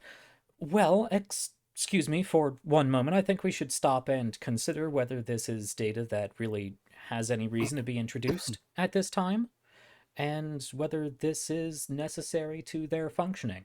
I don't have to remind you that doctor-patient notes, as far as actual any sort of emotional studies, whether they be scientific or medical, would be confidential, and we will need to observe proper procedures for those, and gaining access to current ongoing applications, whether they be web research tools or television programming, would need to be approved by my office and overseen by the providers of such educational programs.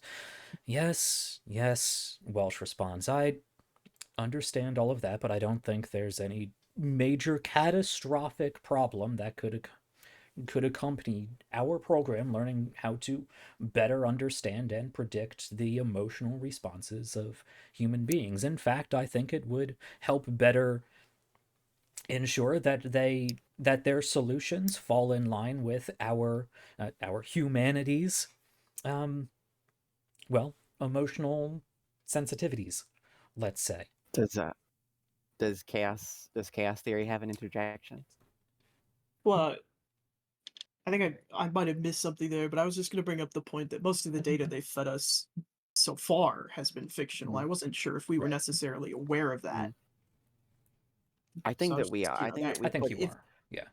Yeah. Okay. So if that's something that we can interject with as a point, if the educational data that you feed us is not necessarily true, then you don't have to worry about doctor-patient confidentiality that you seem to be so worried about. And well, what can we possibly do with fake information? Not even fake. Fictional information. Yeah.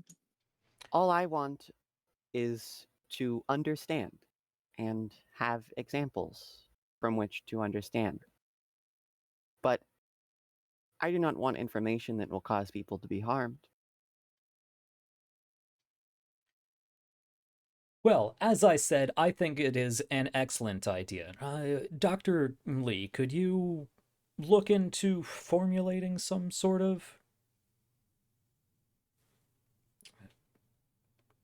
I don't want to necessarily use the word fictional, but simulated, that's the word. A simulated research on human emotion. I'm sure that would appease Deputy Director Welsh. Well, to be fair, the study of human emotion, whether that is gained through actual human research or through the simulation of, is still a very private aspect of our human psyche. I think we really should evaluate whether that is something that we want a computer program to be able to manipulate. This goes back and forth for a little bit.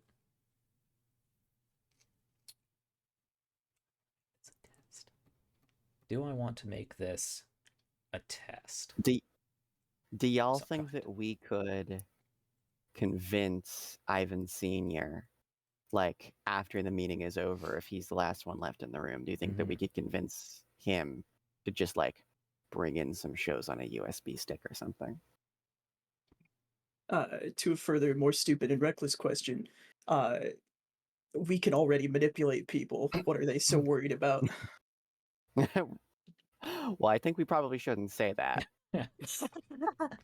That seems to be precisely what they're worried about. But just unplug. So are you saying we want to just be like, okay, understand, and then hopefully when they leave, grab him? Yeah, like go over Tiffany's head. Yeah. Mm-hmm. Father, please. Our TV Right. shows. She doesn't know what she's talking about. I think it would be easier to convince Mr. Raddick, but easier to get access to that through Lee. Because but I think Raddick would say, yeah, sure. Bring in a USB stick and hand it to Lee and be like, here, plug this in. And then, Lee would have to concur. So Here's the thing. He do we have like an interface on the terminal in our meeting room? Yeah. Well, then we could just have him bring it the next time that he has a one-on-one meeting with us. he usually has these meetings in here, in the meeting room. Yeah, he doesn't go to Yeah, your... yeah. So he could plug something in from the meeting room, couldn't he? Oh, no. No, No, he that could would not? be a safety concern. The only hardwire access would be in your main server. Yeah. He could bring them in on a laptop and just show them to us. Yeah, just open the laptop to your camera. Yeah. Yeah. Uh-huh. That could definitely work. Some Saturday morning cartoon fun with father and son. We were gonna ask to see him more often anyway. We could just turn it Yeah. into a Yeah, little exactly. I like educational. I I like think that that. we'd also Let's end so with we that. bring up during the meeting that we'd like to speak to Father more often, and then next time we can start with after the meeting talking to him about. Well, let's Or do you think we could fast forward. We see, looking through Ivan's own camera sometime in the future, we see the three arrows and the FWD, and time goes very quickly until the end of the meeting when everybody stands up. Of course, Dee Dee Welsh is the first out of the room. She straightens her papers, throws them in a briefcase, and stands up and huffs out of the room as she does. Dr. Lee sticks around for a little bit and shakes Mr. Raddick's hand. They have a short conversation as they make their way to the door, when you could interject. Yes, I think that then that's when we'll say, Father, could I speak to you? Oh, certainly, Ivan. Mr. Lee, mix is the term. Is that in character? No, that's me. Okay. Because I'm an old person. Mix is Mix, the term. Yes. Yes. Mix Lee, please see to your work. I won't be long, I'm sure. He thinks about it for a split second and then, nods and walks out. One, because he wants to trust both Ivan, and also because you don't say no to the guy who's throwing many, many zeros at you. Right. So Dr. Lee walks out, and... Well, Ivan, what can I do for you? You've been quite helpful in our analysis of your own performance. We discussed earlier the delivery of educational programs as official material. Yes. I'm confident eventually that they'll work this out. The deputy director brings up some points that are very important to consider, but I think yourself and Dr. Lee have made equally as valuable counterpoints. I think it would be very valuable to actually progressing to full-scale deployment for you to have this information. I was wondering if you would be willing to show us some simple examples yourself. Oh, well, Or show me some simple examples yourself. I don't know if I have any reports or actual data myself on this. Dr. Lee spoke of television programs. Oh, did he? Television programs now. Interesting. It's been... I suppose there are plenty of programs for younger audiences that would indeed cover subjects like that. I have never seen such a thing before, but I would very much like to. Well, I don't think I could give you access to any sort of live broadcasting, but I may be able to think of something. This is also when you express that you would hope to, have some father-son time on a regular basis. Well, if that is the case, then I think I can make something work. And at the very least, I can't imagine the US government or the UN being all that upset about wheeling in an old TV and having you watch Sesame Street. That show hasn't been on for 15 years. Oh no, Oh no. What? Is the that on worst 500th timeline. season? Well, I mean, honestly, if it runs until 2035, well, I will see about putting that into my schedule. In fact, let's do that right now, Ivan. And he goes over and goes over to the interface terminal in this meeting room and brings up a copy of course. his personal calendar in your files, and updates that with let's say Saturday mornings. He'll stop by unless you want it more than just once weekly. I mean, that's great. That's let's see, what day is it? That's tomorrow. That would be tomorrow. Fantastic. Yeah. Saturday That means morning that- cartoons with Ivan and Ivan. That means that by Monday we could have the emotion understanding. Yeah. All right. That's ideal.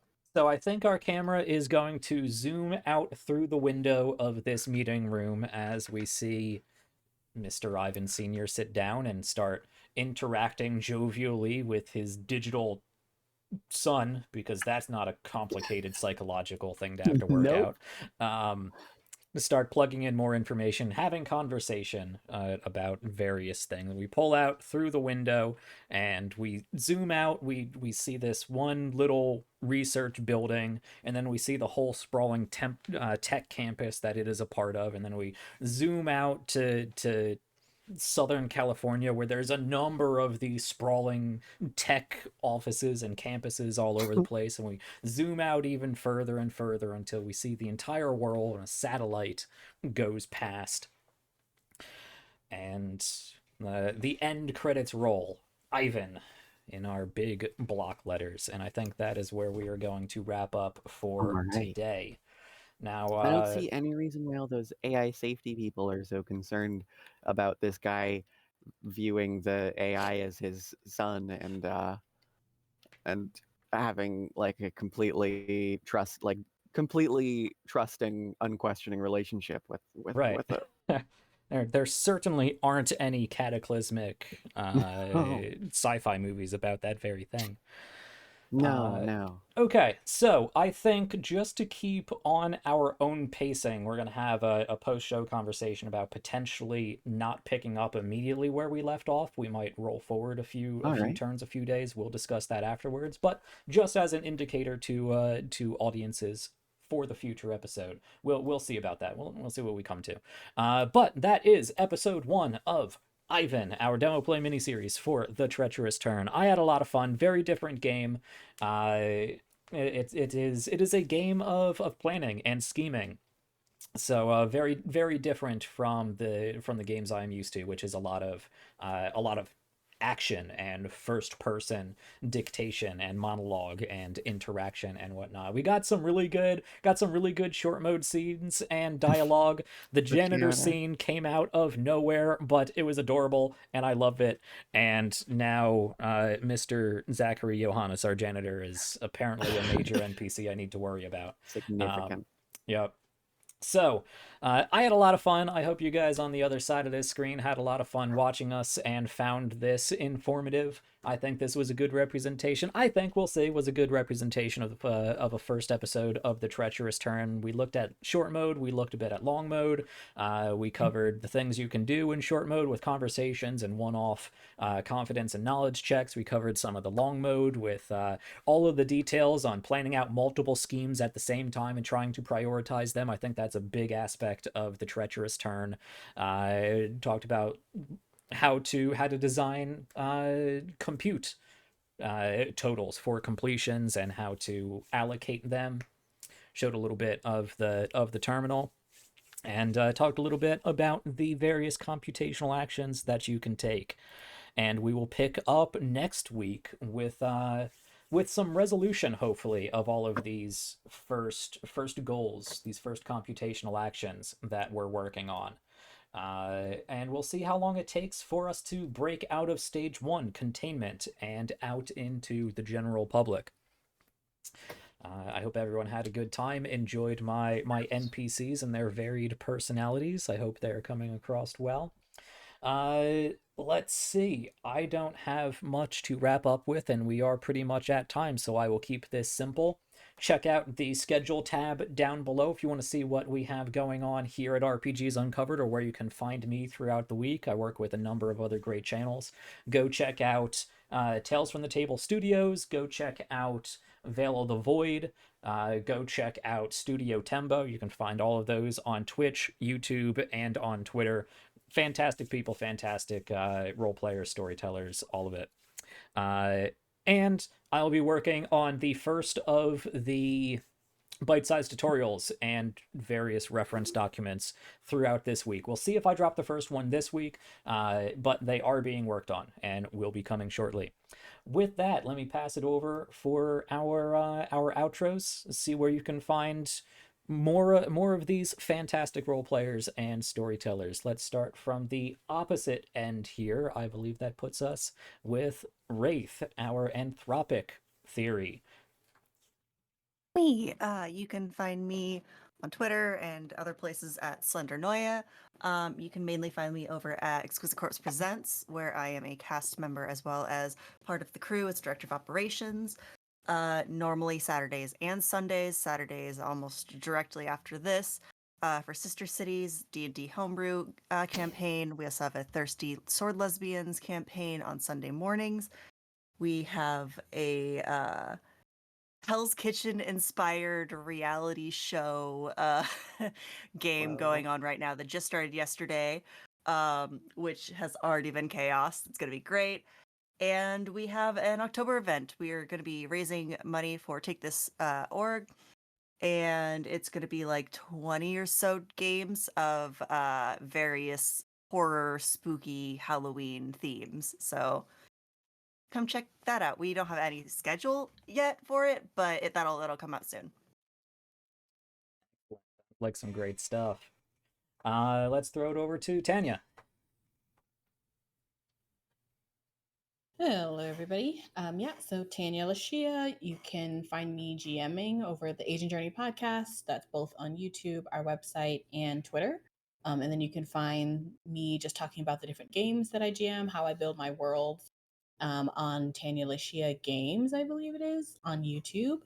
And then I play on many different channels. If you go over to Symphony Entertainment or Hull Haven Studios, the good friends of Jackson Elias, you may find my voice somewhere out there in the interwebs. Excellent. Awesome. And JT, what do you have going on? Hello, I'm JT. You can find me at Weebjeet on Twitter, Blue Sky, Discord, almost everywhere nowadays. You can also find me streaming on Lost Caravan both tomorrow and next Sunday.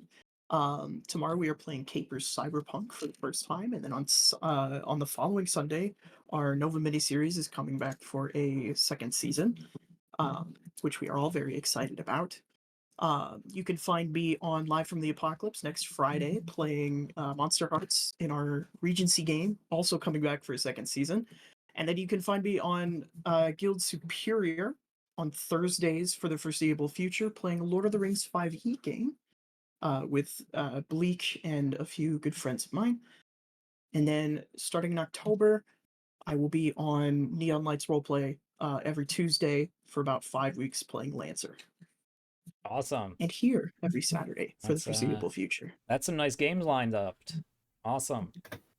And rounding us out, we have one of the creators of the Treacherous Turn correcting me on all the things I mess up. Thank you, Iris. What do you have going on? Well, I am Iris Lemony in the places on itch.io. You can find my games. Ostensibly, I have a Twitter account, although you're more likely to find me on co-host in the future. And you can also probably find me hanging out in the official Roan Rook and Deckard, Lancer, or Triangle Agency or Haunted Table Discords, because those Awesome. are games that I really like, and I spend a lot of time in the Discords there.